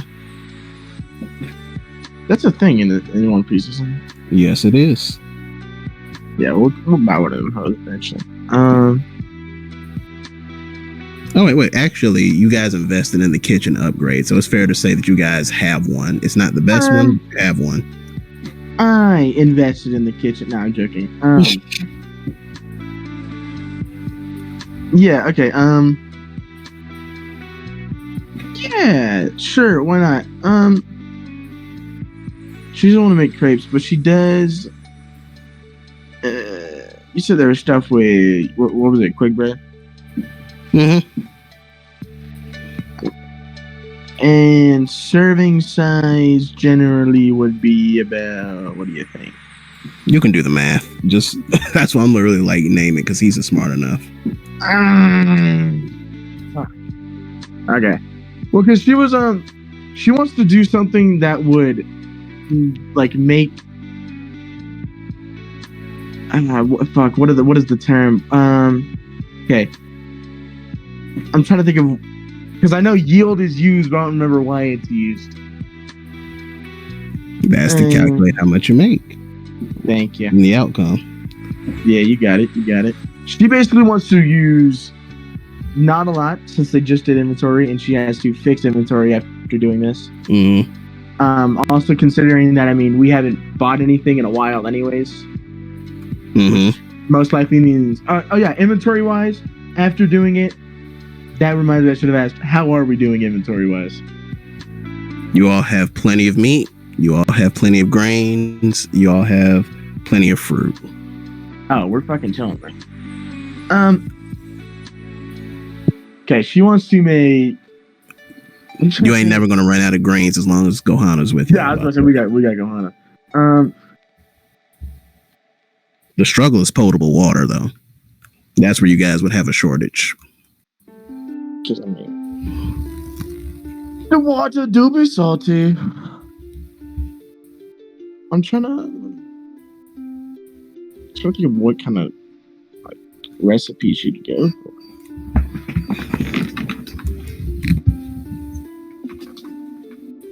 Is there cinnamon swirl? Yes. All right, I'd ask because that's like really basic, but that's just so good. Okay, so she's gonna make. I mean, yeah, it's a whole fucking loaf. Because then because then we have fat people. Dylan, you're thinking too hard. You're thinking too hard. I know. If you want to make the cinnamon swirl bread, you can. Yeah, but she wants to make enough for everyone to have some and extra. That's mostly grains and spices, so you're fine to make it. It's fine. It's not going to impact your inventory in a crazy way. No, I don't care about like the inventory. I'm trying to think about how much he needs to make for everyone to have some and have leftovers. Oh, in that case, you're thinking like 20 loaves minimum. I don't think she wants to do 20 loaves. Now, if you count feeding Shen and feeding Kokwell, that's 20 loaves minimum. I mean, bread, I feel like bread is a little bit easier to keep. It is, but again, I'm saying if you are counting Kokwell and Shen, yeah, that's a problem. That's 20 loaves minimum. And that's a lot. You know this kitchen is accommodated to handle it. Like, it's equipped to handle it because y'all let Gohana have a say in how the kitchen is laid out. And her specialty is baking and bakery. So yeah, you have the facilities to do it. I think she'll do it because, I mean, even with the crappy fridge, the fridge will keep the bread for longer. And I mean, the bread will just be there in case anyone gets hungry. So That's smart. You don't have to force Gohana to cook. Famous last words. Should did. All right. The baking process begins. Making it You bulk may roll survival or I mean, it pretty much is survival. Survival with advantage. Are you sure I may roll? Yes. No, I'm joking. I should be able to, hopefully.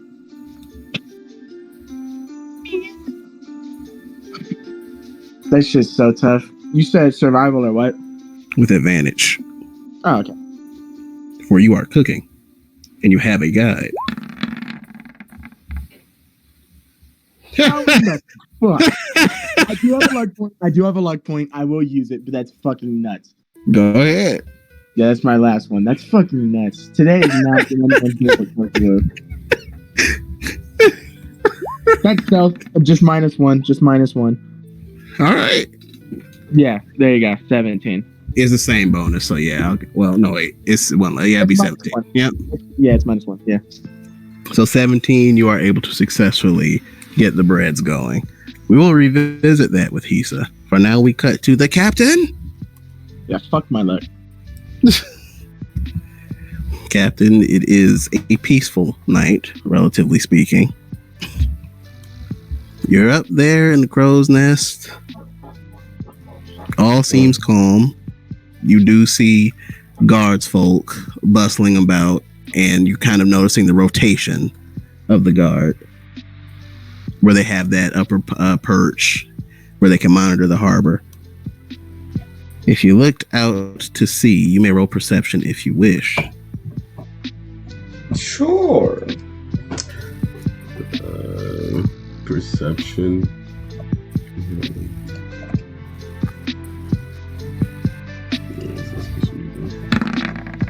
Menko would probably see me.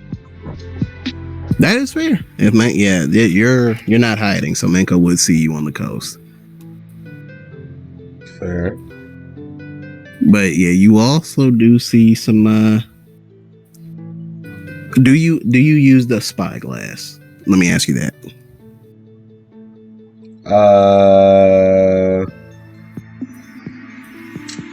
He wouldn't use it unless something caught his eye. Well, something does in fact catch your eye. You do see in the distance, it is very distant. It seems to be 5 ships approaching. Navy? Seems to be. It seems to be the count.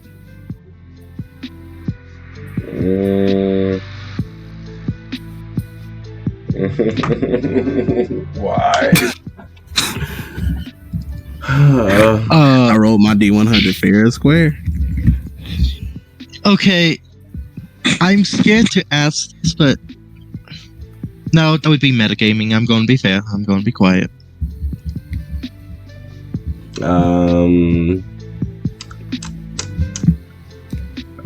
Shin is the only one that's not on the ship, right? Yeah. Yes. And how far away would you say he is from me?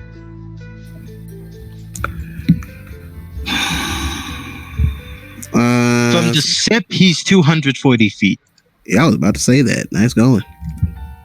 I remembered how it went away. I specifically said that. 250. Yeah, I don't know if I can do anything with that.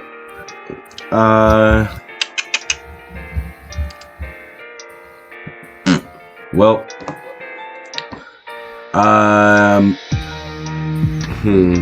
Minko yells out to the ship. Everyone top deck. You got to roll performance to see how loud you shout. Especially for a mink who ain't used to yelling too often. Sure. Performance. Coke, well, you hear him free because you were on your way up anyway. 8. So I'll say that's Kokuo, Hisa, and I gotta actually roll for Gohana because she's engaged. Speaking wise, I guess Maggie has an Without- advantage. Shin probably doesn't hear him. So that's a no for Gohana. Okay, that's a yes for Maggie. So it's gonna be a minute, but Shan, you don't hear him. Yeah. So Kokuo, do you continue to make your way up to the top deck? Yeah. All right. Well, Kokuo, you're there, no problem. Hisa, what do you do?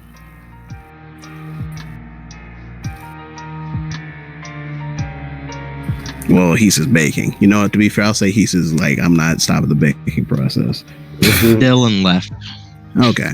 Well, Hisa's baking. But yeah, Kokuo, you go ahead. You were going to say you were doing something.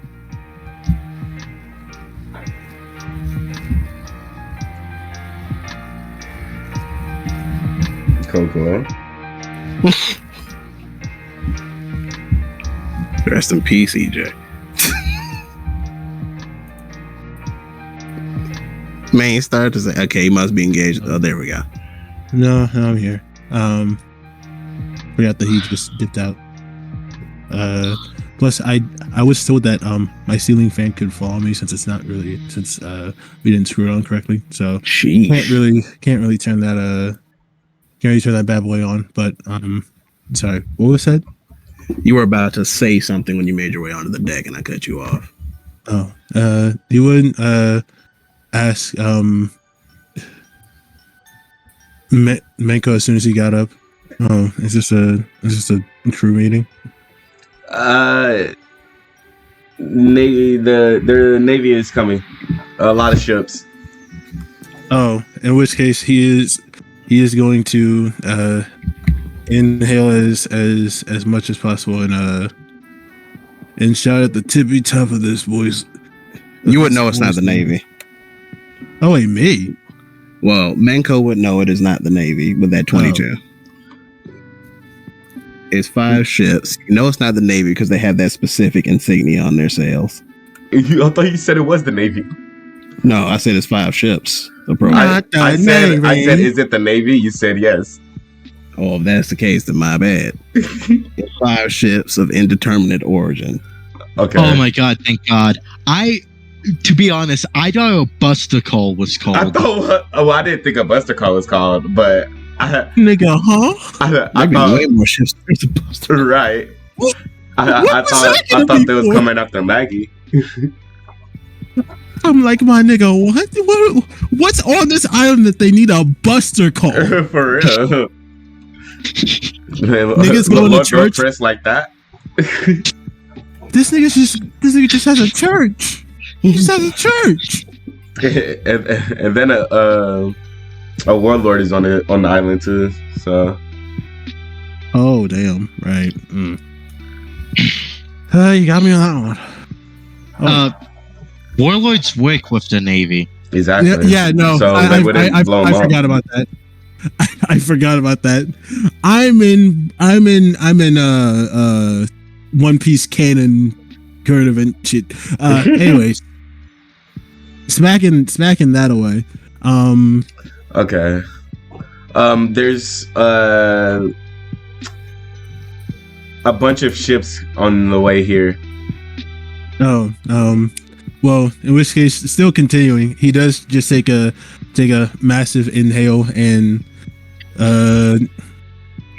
shout at the top of his lungs. In that case, entire crew topside. Maggie apparates there, holding Gohana. What the fuck? And you see him draw a dice like, what? Attack! Danger! Does Sin hear this? Oh yeah, Shin hears that. I got big lungs, boy. Mm-hmm. Sin will like run over and just jump onto the ship. Well, that's gonna be a while for you, but it's gonna be like the equivalent of a few seconds. Yeah, it's like Sin can dash and gets there within 12 seconds. Yeah, but that's still a moment. That's still a moment. So you're on the way for sure. I'm on my way. Minko would just say, I don't know what it really is, but I think we need to hide the ship. Minko, you vaguely hear someone from a neighboring ship go, what? What's all that noise for? Just trying to get everyone on my crew here. Oi, what you hollering about boats for, yeah? Just trying to get everyone on my crew here. But the big one over there made all that noise. Does he sound like he has bad teeth? That's wild.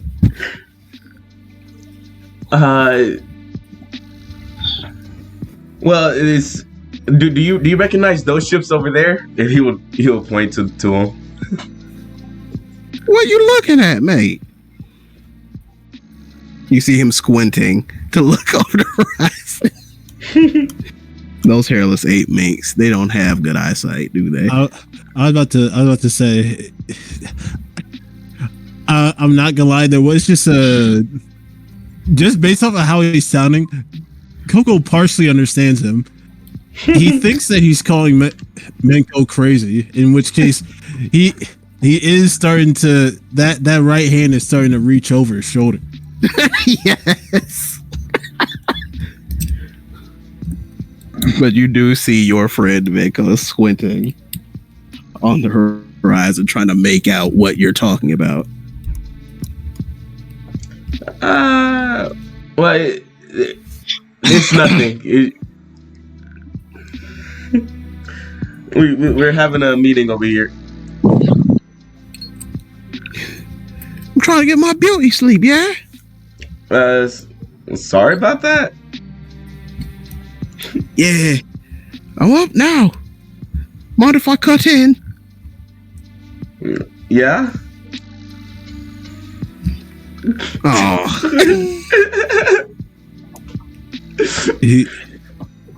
I assume Sin's already there. Yep, now Shin is there. Like, what was that for? Wait, is this Stanley? That's talking to you? Yeah. No, that was Boyega. Oh, it is Boyega. You know what? He wouldn't have said no. He would have said yeah. I didn't recognize his voice. Oh, sweet. You mind if I invite my mates? Yeah, sure. Loxin! Ruda! Over there! And you all will see that woman that accompanied Boyega. Everyone, I think except Kokuo, is familiar with this lady. I was gonna say, like, he's reaching down and trying to pull up his suit since he still has a suit on. Mm-hmm. He's trying to pull up his suit so that the shirt just covers his nose. And you all will see you'll see some activity in the water as someone ascends from the depths of the ocean and lands onto the deck of you guys' ship. It is a fish folk. There's a fish man. I'm like, Sin would do that.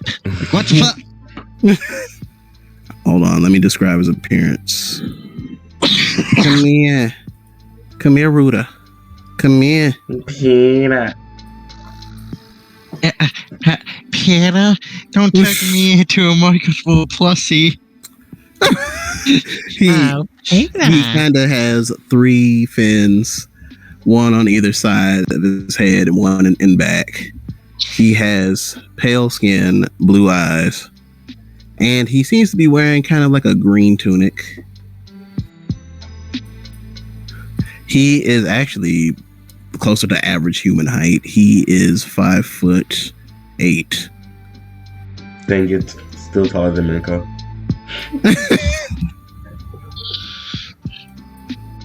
Boyega being the 6'1", Loxin being 5'6". Yes.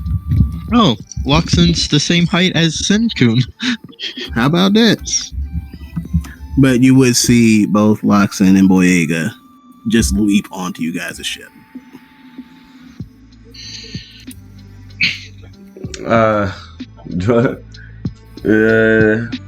Joy to see you. But do you recognize those ships over there? And he'll hand him the spyglass. These things are old school, mate. Hold on. And he hands you the spyglass back. And then you'll see him pull out these rather advanced, Minko, you would definitely see them as advanced set of dual spyglasses, ? And you'll hear clicking and beeping as he makes adjustments. He just squints at them like he's confused. Like, is that supposed to make it look closer?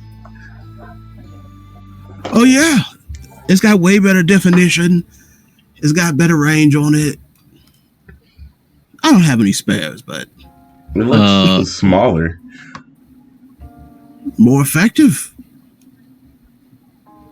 Right. Johanna, what is definition? It depends on the context. Minko would give the spyglass to Kokuo to help him look.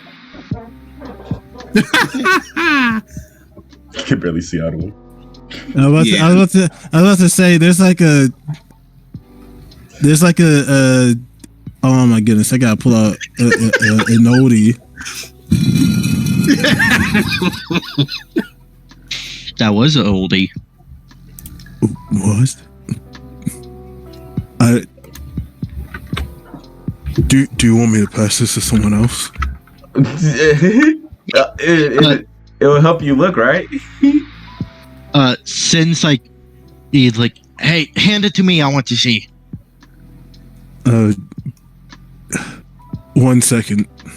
in his brain, he's like, no, don't question it. He is infallible. He will try and look through the spyglass. What? Roll perception at disadvantage. Honestly, Can I help? Oh, How would Manko help? I'll say how would Manko help? by trying to. No, he would actually try to climb up and hold it himself, so he get a better look and try to point it out to him. I'll be nice and say you take the 13 then. Unless Kokuo wishes to spend anything to influence that roll. To be honest, yes. Honestly, now that he's been told that that he should work with the chaos, the once chaos Edge, now New Dawn Pirates, he would be willing to just to make it so that Menko seemed like he was absolutely correct. He would try his hardest, and thusly I will spend my inspiration on this perception roll, as potentially meaningless as this would be. Do it up, full reroll. Really? Perception straight. I was destined to fail. Nah, you don't fail. Never mind. I guess I'll just take the 13 then. Please. You do see something on the horizon, Mr. Kokuo. Oh, so that's how these things work. Honestly, yeah, nah. In that case, he's like, okay, I've seen the situation. What is it? I want to see. You can pass along now, Captain, if you wish. Miko will drop down and hand it to him. Sin's going to look through the spyglass, trying to find out what the fuck it is. Perception with advantage. Well, actually, it's straight. It's late at night. Miko would try to help him too. Pointing it out. Roll. Yeah, that would be advantage. That's high. Roll again. You might crit. Yeah, I might fit. Well, it was at disadvantage. No, it was normal. It's normal because the spyglass makes it straight. It was disadvantaged because nighttime. Spyglass makes it straight. You helping makes it advantage. Hold on, what happened?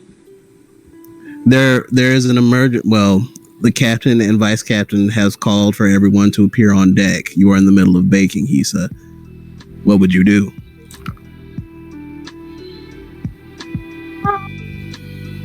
They called. They called. Do you mean like they went and told everybody, or like they just yelled at beach? They both yelled, and Kokuo's you definitely heard. You heard Manko faintly, but then you definitely heard Kokuo. What about tone of voice? Sound pretty urgent.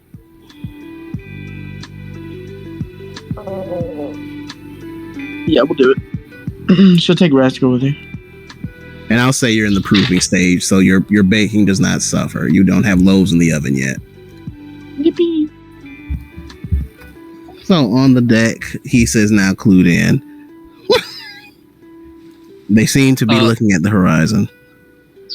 And Shen, you do see basically what Manko saw, because y'all roughly rolled the same number. You do see 5 vessels approaching the harbor of indiscriminate origin. So they don't even have a flag. They do. It's just hard to make out. Since specifically, you know it's not marine because it's not white.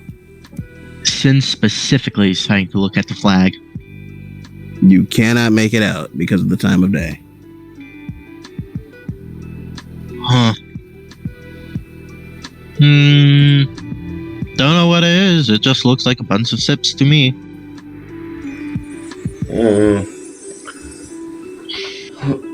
Well, I don't really know what it means. Boyega, do you notice them? Notice the flag? Yeah, of course, mate. These things come equipped with night lighting. What does the flag look like? So it's smaller and it comes with nightlight? Yeah, man. How do you fit all that in there? I don't know. You gotta ask Ruda all that. He's the one who keeps our repairs going. Rooter? Is he with you right now? Ruda. Roodah. Ruda. And yes, he's with you. He is the one, the fish man that appeared on your boat and landed on your boat. Because Boyega would have gestured to him. I mean, Mikko didn't know his name. So he would have gestured when he said Ruda and indicated him. Oh, okay. What does the flag look like? It looks like my lucky day, kick guy. It's not the greatest swordsman, is it? Oh, I wish. But looks like 3 families are making their way over here, mate. Families in which way? What do you mean? Like royal? Ain't you West Blue, mate? No. Sin would just point to himself. No, I'm stupid. I'm not West Blue. Of course, your resident note taker would pipe up in this moment. All right, guys. Those of you guys that ain't from around here, you know the West Blue is known for having certain nefarious families that are attached to doing underworld business, if you will. You call them mafia families. Oh. So is this... For the record, the Tropicanas are one of them. Yeah. So this is what the leader was a part of. Which leader are you referring to? The over the table. Raviscani. Ramontaconti. Romani Conti. Yes. Naconti. I got you. I guess so. Would Sin know anything about this? Roll history with disadvantage. Yay, disadvantage. Give me that disadvantage for a -1 roll. You could roll it straight. Can I also? Would you look at that for? Issa can also roll it straight. I'm scared to ask, but All right, that's fair. Fuck you. Maybe questionably, perhaps make a roll. Same thing. Yeah, I can hear you. Yeah. You have advantage because of your backstory. You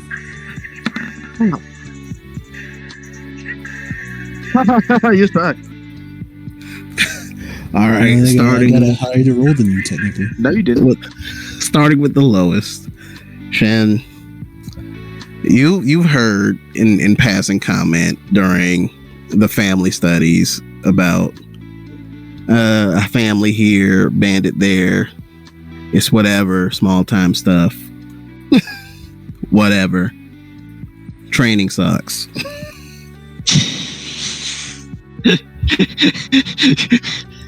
Training sucks. That wasn't even said out loud. It was just him thinking about it.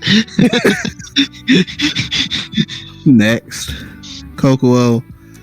I mean, you definitely know that the Twilight family is a mafia family, and that Noir Island is their territory.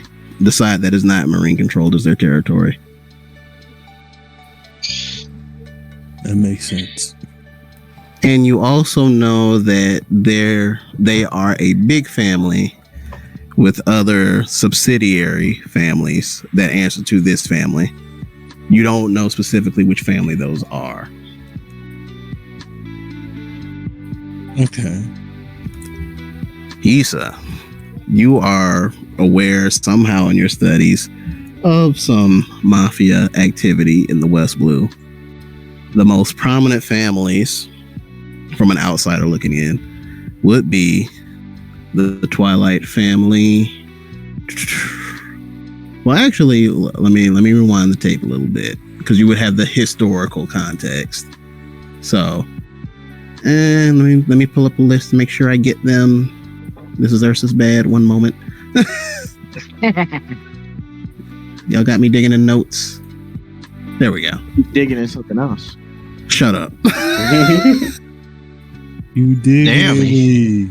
Bro, you digging in me.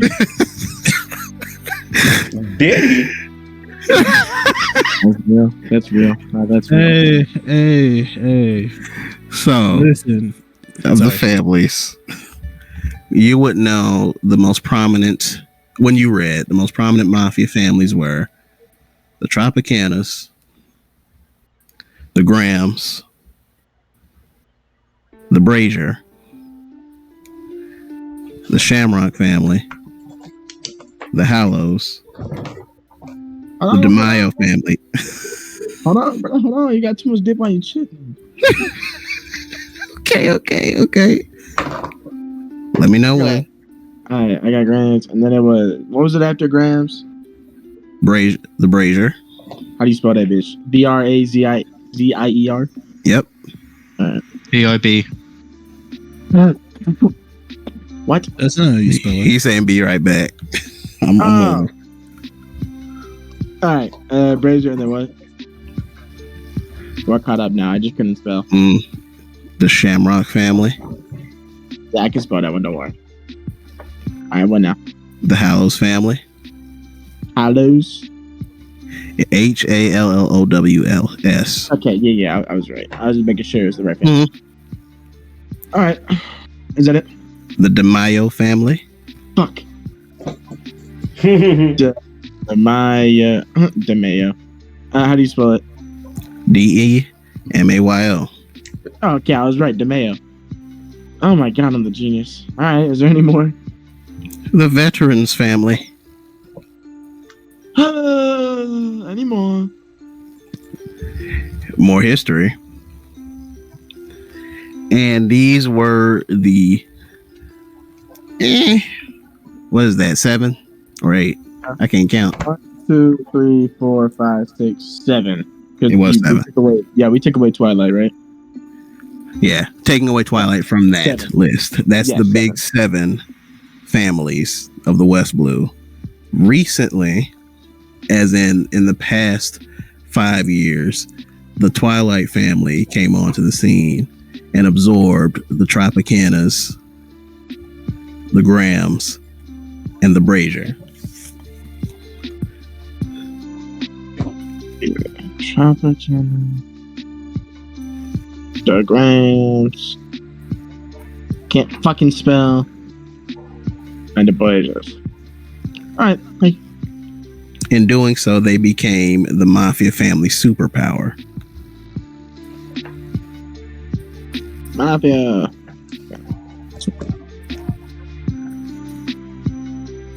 Okie dokie.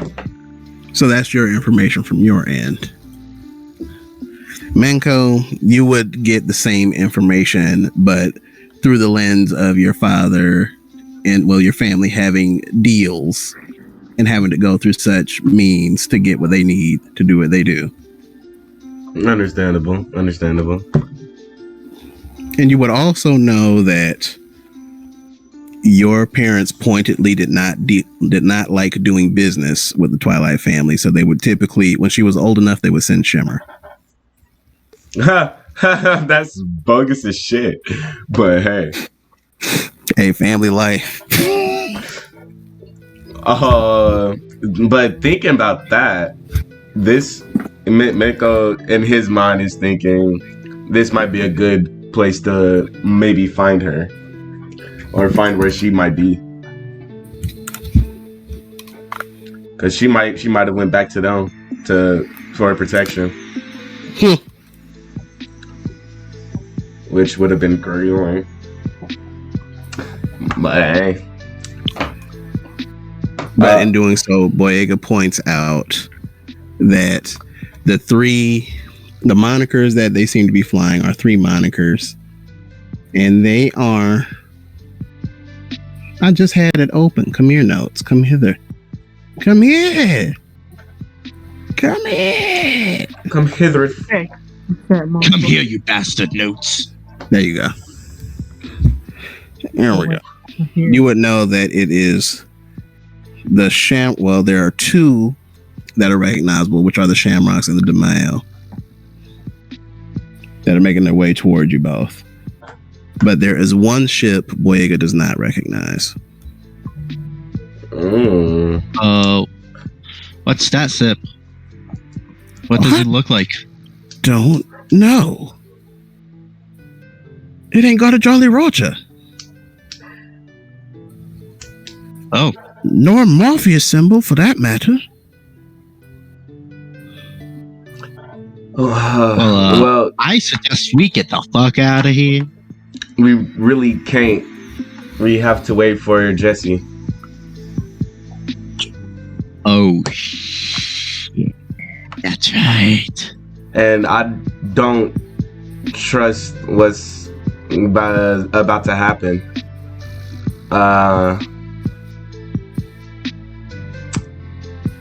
Coco, I need to speak to you real quick.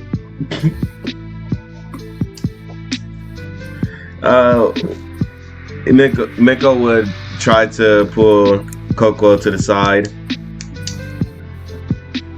That is doable. Probably one of the easiest things that you could do.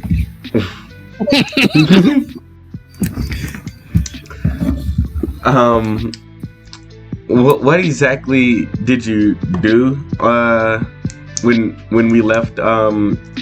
Is it Katakata Island? Yep, EJ got it. Kalarikata.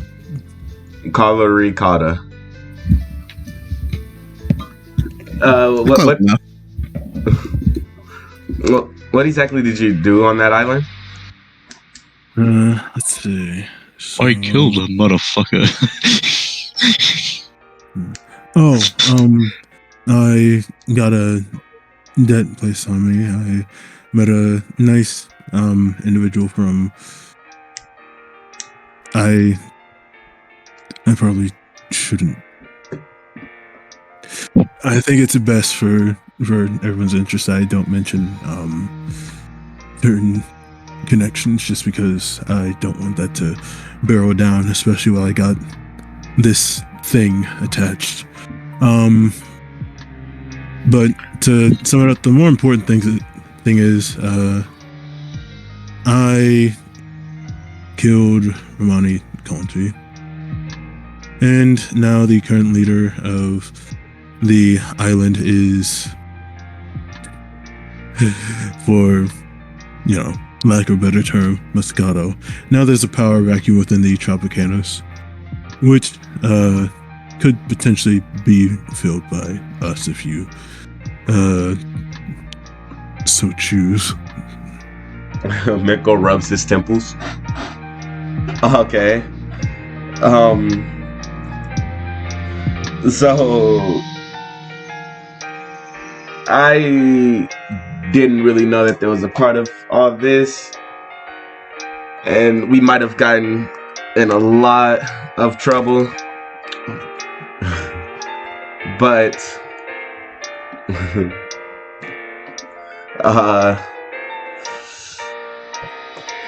Let's just see how this plays out.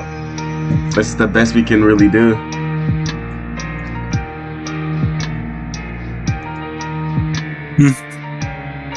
Makes sense. I mean, to be honest, you could always just... Actually, never mind. Go ahead. What was you gonna say? I was going to say, I mean, there's gotta be someone who's somewhat expendable, right? Oh, what do you mean by that? I mean, there's gotta be someone here that's quite literally dead weight. I'm joking, by the way. What? Right.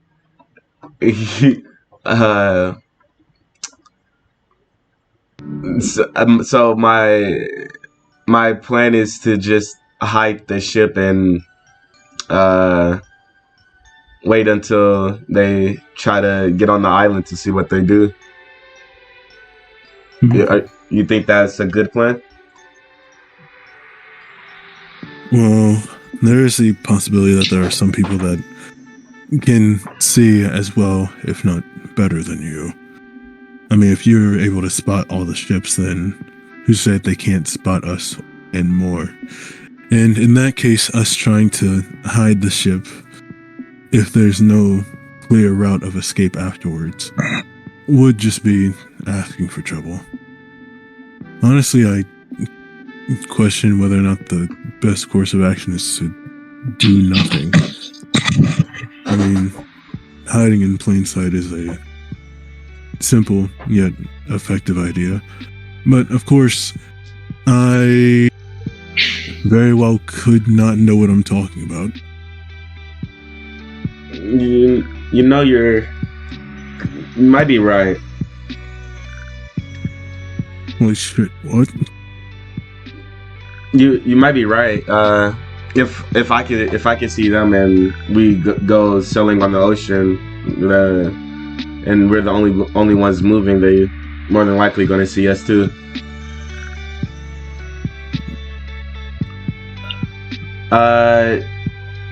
So yeah, let's just see what they do and try to, I guess, keep movement to a minimum. Of course. Rash movements just ask for attention. Like Chen whenever he opens his mouth too loud.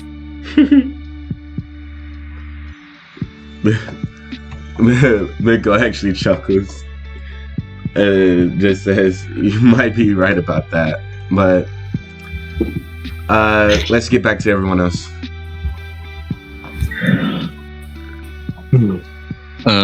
Sin's currently stretching. You suddenly see the fish man turn toward James and just sharply say, "No." Huh? Miko looks confused. Me too. Sin's like, what? Why did he say no? The fish man, Ruta, turns to look at you all with narrowed eyes.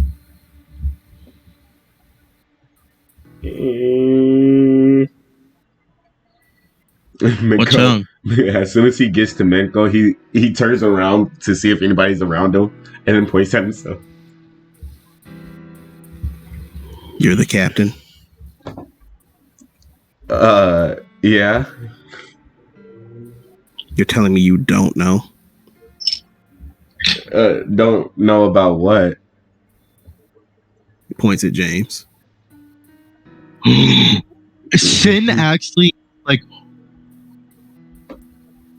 James? What? Remember how you were Sato and you kind of had to be reconnected? Why are you talking like you're gonna kill me again? No, I'm not going to kill you. I point over to the Sips. That might be some people that wants their money back that you gambled, like you told me. Oh, that ain't them. Yeah, and his body was on the Tropicana Island, so. Oh, okay. So I truly don't know what I'm talking about. But you did let out some important information that he might have already knew.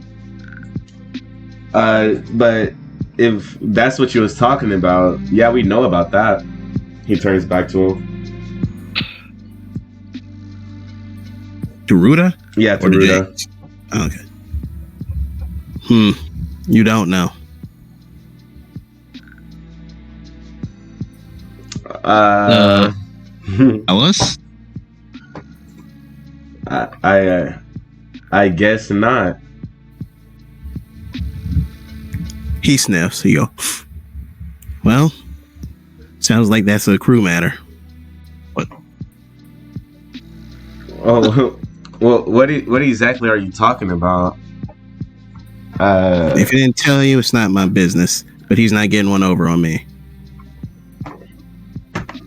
Miko turns towards James. What is he talking about? James is conveniently looking at the sky. Tim will also look up at the sky. You were talking about being truthful to the crew, right?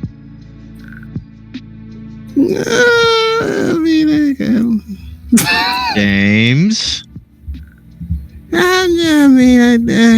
I think you should tell us something. I mean, we got company, guys. And our company apparently already knows. Knows what? James. Boyega says.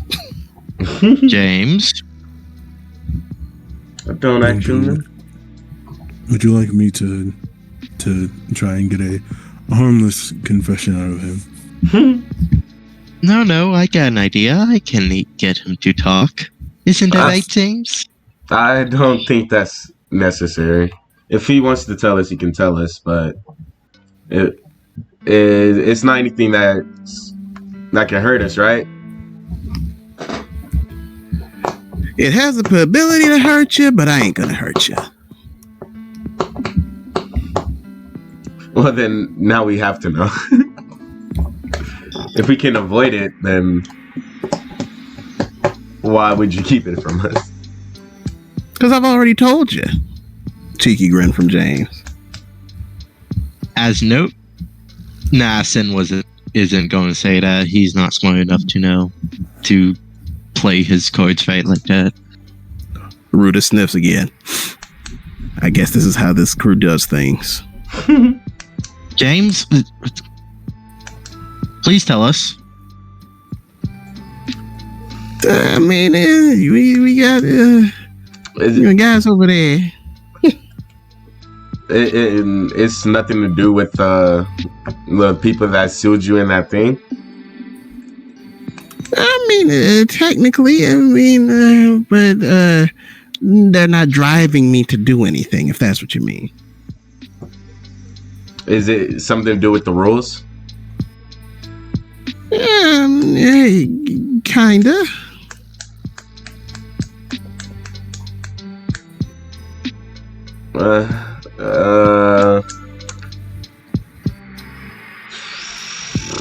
Well, the rules shouldn't affect you anymore, should they? Since you're back to your normal self.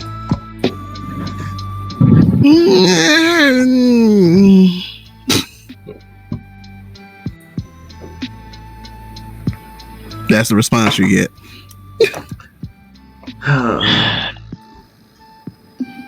Well,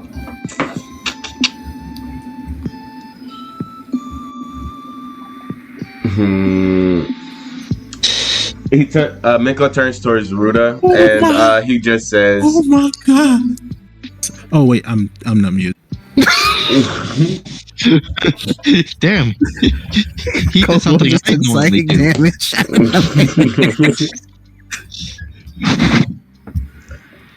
Miko turns towards Ruda and just says,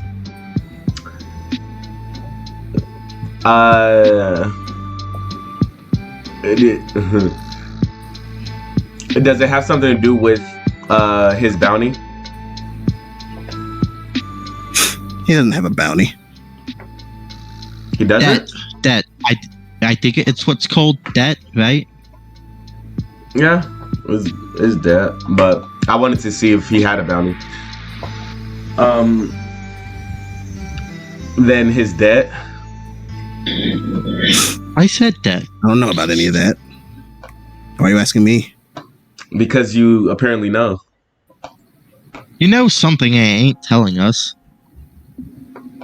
That part. Well, in any case, if it doesn't help us now, it's not that important. Suit yourself. So these people are coming for some reason. We know that this island is working with the Tropicanas, but the leader of the Tropicanas is no longer living with us. So this could be a raid on the island. That's what I'm hoping for, mate. Sin is just going to be he's going to continue to look at the sips. How close has they gotten? They've gotten closer to gauge distance. That's an intelligence-based thing, which Shen is not very high on. How much bigger do they look on the horizon? Not much. But they're becoming more definite to the naked eye. Like, from without the aid of the spyglass, you all can tell these are, in fact, 5 vessels approaching. Wait. Hey, I forgot your name. Monty.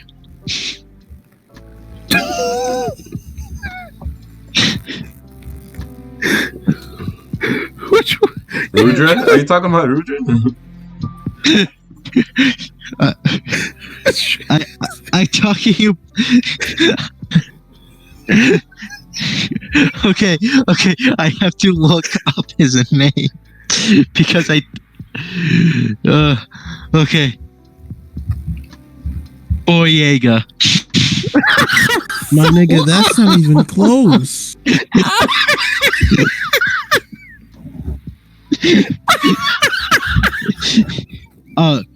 Doya. Right? What's wrong with him?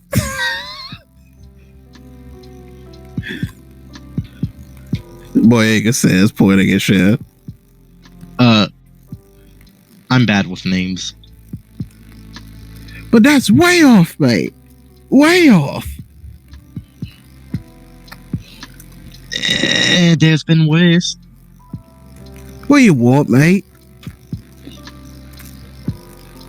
What? What do you want?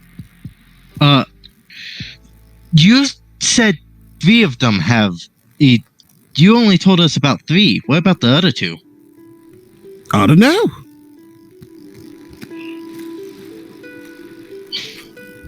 So we have 2 labeled sips and 3 unlabeled ones.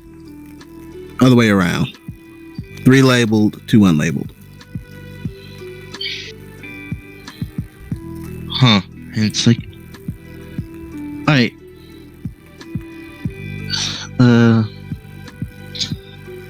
They're currently not a threat, so, Sin's just going to start practice swinging his sword, but he's going to walk away from everyone before he does so.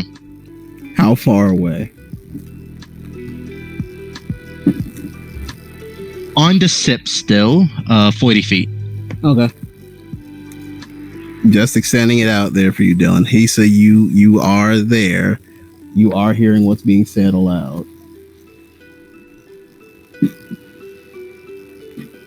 Yeah, what will YN when it would I cast?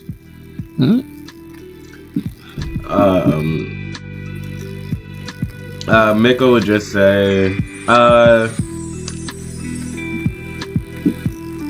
I will go and tell Lord Press.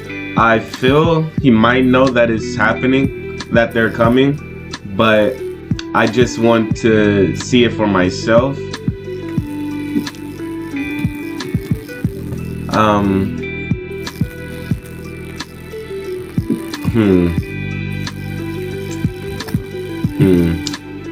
Is Saldana here? Of course. Saldana, can you come with me? Sure. And I'll be sure to try to be back before the ships arrive.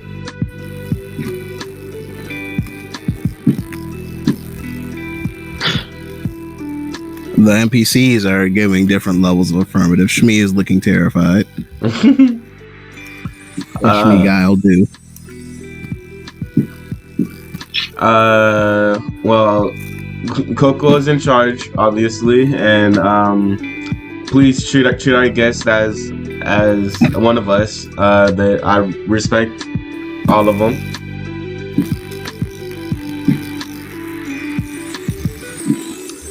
And I shall be off. So is this the end of your meeting? Yeah, for now. All right, crew.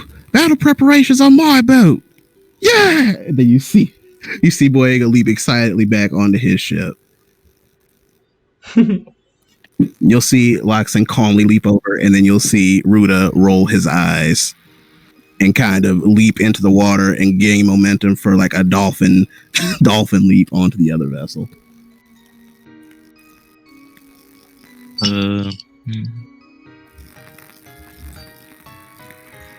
So with that, Nanko and Saldana depart. To the other three, what do you do? I'll be back. I mean, he's just freaking. So Teaser just go back down below. yeah, should go back to bacon. You got it. I think Sin would.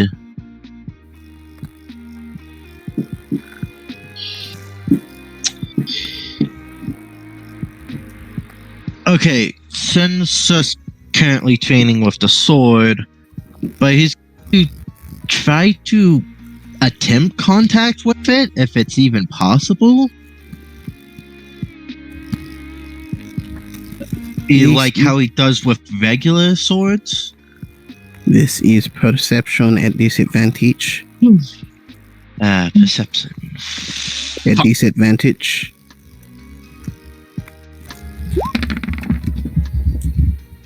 What you get? Could I use my inspiration to make it the nat 20? I'll allow it. Yes. Yes. You do hear something come from your training sword. Hello. He looks down at it. He's like, "Hi."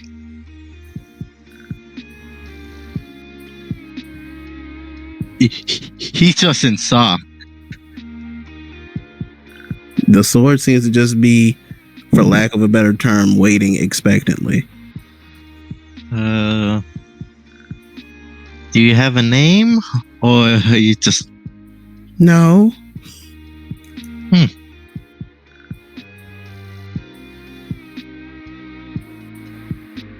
Well, no one gave me a name.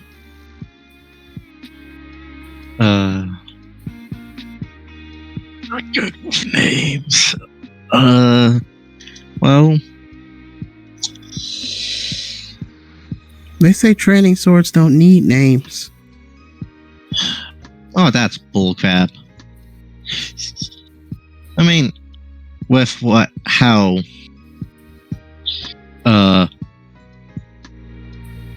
Booby over there.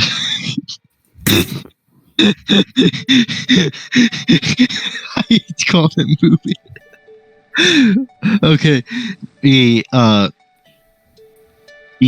showed me. I believe training swords should be considered normal swords.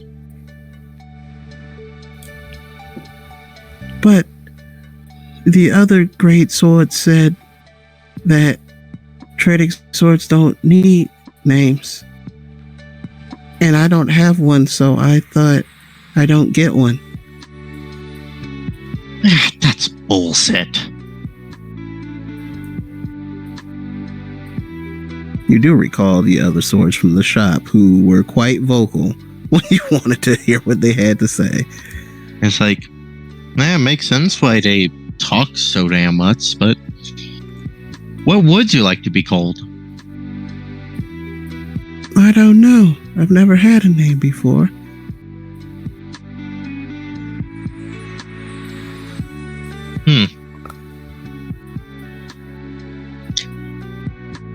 Well, we'll think on one for you. Okay. Also, he's going to do a swing. How does that feel? It feels less awkward. That is for certain. You're not proficient, but you are feeling a +1 to attack rolls, if you will. Ooh. It's like he's like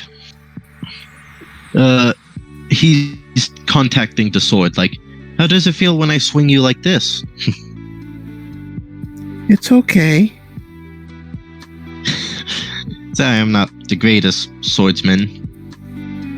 I'm not the greatest sword. It's okay. Well,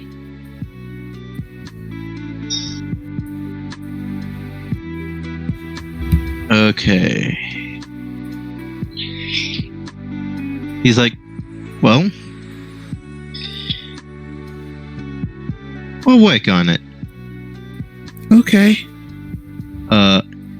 He's going to try to do a cutting attack with the sword. What are we aiming for? Some rope.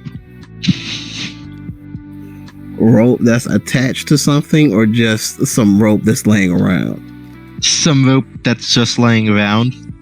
Okay. The tug-of-war rope. The tug-of-war rope. You ain't gonna miss it, but roll the hit anyway.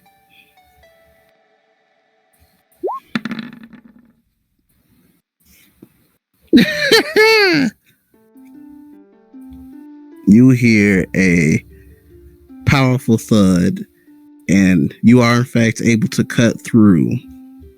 Define what it means to actually have a training sword. You have cut through one of the actual lengths of the coil of rope. Not like through the full coil, but through one piece of rope in that coil. He's like, hey, look at that. I see. See, you can be a sword. We cut something.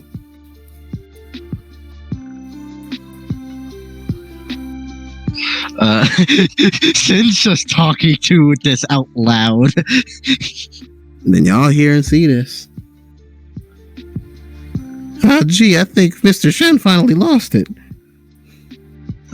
Maggie, I'm talking to the sword. He really has lost it. Yeah, man. No, I'm not crazy, guys. It's kind of like how that thing with the ghost a few weeks ago, like how he did that. Shen, how many fingers am I holding up? Oh wait, you struggle to count sometimes. I can count. Just hold up those fingers again. He holds up the number 7. Oh god. He counts them 1, 2, 3, 4, 5, 6, 7. 7. Okay, lucky guess. Try again. He holds up the number 4. Oh, 1, 2, 3, 4. 4. Well, he checks out. He can at least have that much cognitive function. Guys, you know the ghost was real, right? It was an illusion. Mr. Kokowo, aren't you the one in charge of people that are spirits or something? What gave you that idea? Oh, gee. Well, I just felt something and I guess I was wrong. No, you're right. It's just I'm curious where you got it from. I don't really know. I just kind of felt it from you one time. Well, because of the fact that you're alive, that's kind of concerning. But yes, I can. Oh, gee. Am I? You see Maggie checking himself out. No. Oh, yeah, your senses are still active. So, because what is it, like an hour? Let me check. Or is it, what is it, like it's like a minute or something? What is it? Going to my core page. Divine Sense. Oh, it just says upon the end of my next turn, which doesn't really. About 6 seconds. Yeah. In which case, it's Okay, not so that charge went. Okay. Guys, you have to trust me. I'm not crazy. I mean, Yeah, you are man, crazy. but every time we trust you, you do something crazy. But trust me, I can talk to swords. Weapons have souls. You have to trust me about this. I'm not crazy. Honestly, there's a part of them that I'm not gonna lie. They're after being docile for a while. Uwa actually does just speak up again to say, "Keep him away from me." and Coco's just like, "Oh, you're absolutely insane." But you know what? Yes, your sword is talking to you. See? Yeah, I'm not guys, crazy. His sword is talking to him. Well, looks We like all I'll have hear to it, put this correct? in the notes. Yep. Make sure that you double underline who said it and what he said. You ain't got to tell me twice, Master Captain. Apparently, I didn't think that we had to hear that twice. Okay, see? I'm not going crazy.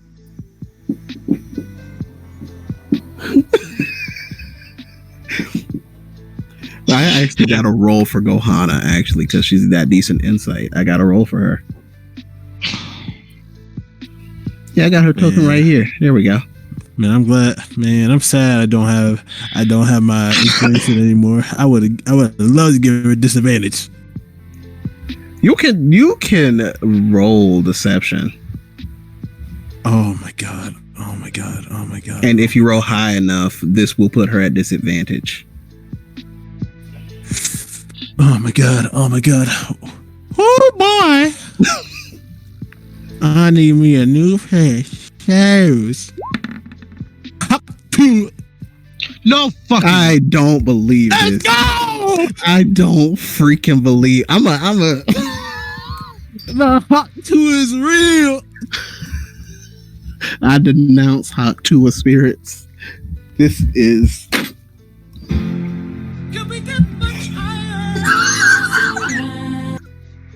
I hate it here.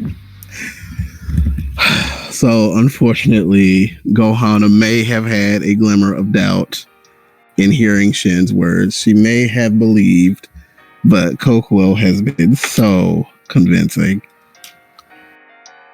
that yeah, Gohara is essentially in poor Shin mode. Wait, does Gohana believe I'm crazy? Gohana absolutely believes you're crazy as much as everyone else does. Guys, I'm not crazy. Maybe you need to lay down, Shin. It has been a No. long day. No. Gohana, have you been?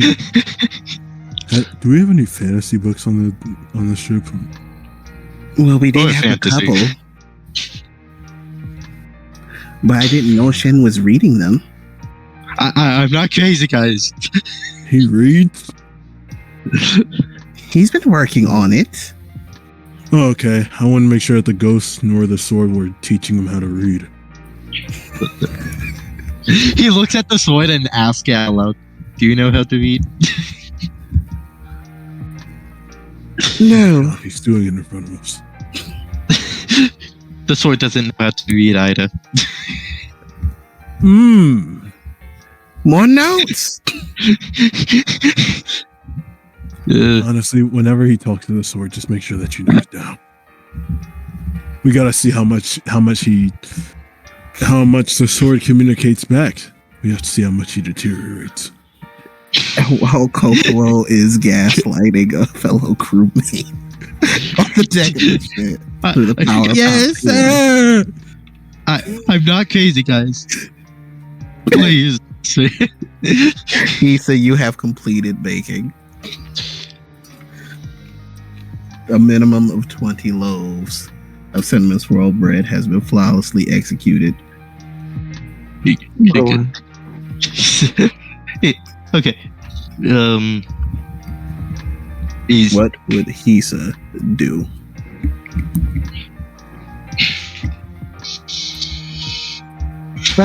I bit my tongue. Dylan, stupid.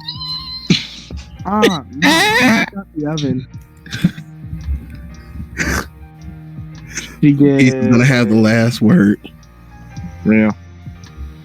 Fresh out the oven, she gives a slice to Rascal and materializes Shelly so she can give a slice to her. Oh, they both. You know, Rascal loves it. You see, Shelly observes Rascal, takes a bite. She adores it, and then she's eating like Rascal. Good.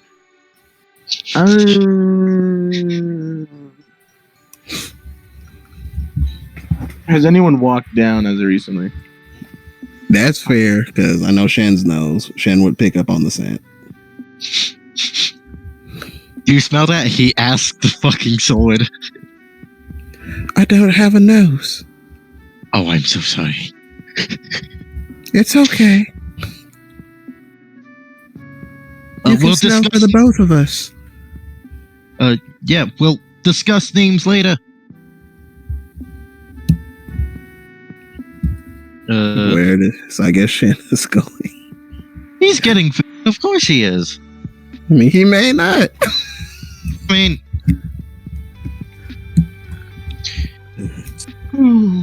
So, of course, everyone observes Shen just all of a sudden make his way down into the deck, below the deck.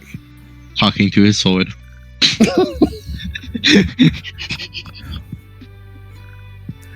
I'm locking my door. Yeah, I should do that too.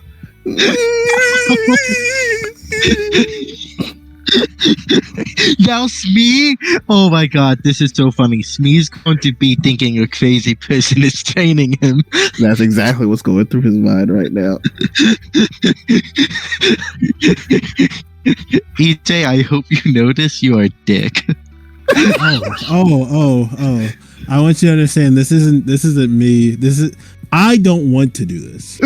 No, Oh, No. don't try to blame this on your no.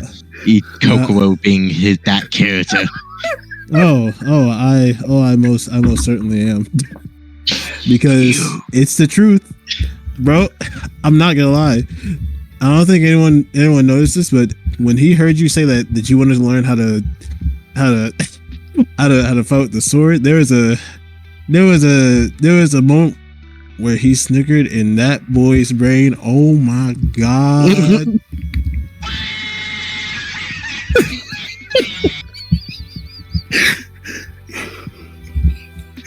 But with that, we will bring this session to a close, and we will pick up with the captain and Saldana making their way to Lord Press. Next time on One Piece. Now, New Dawn Pirates. And we're off.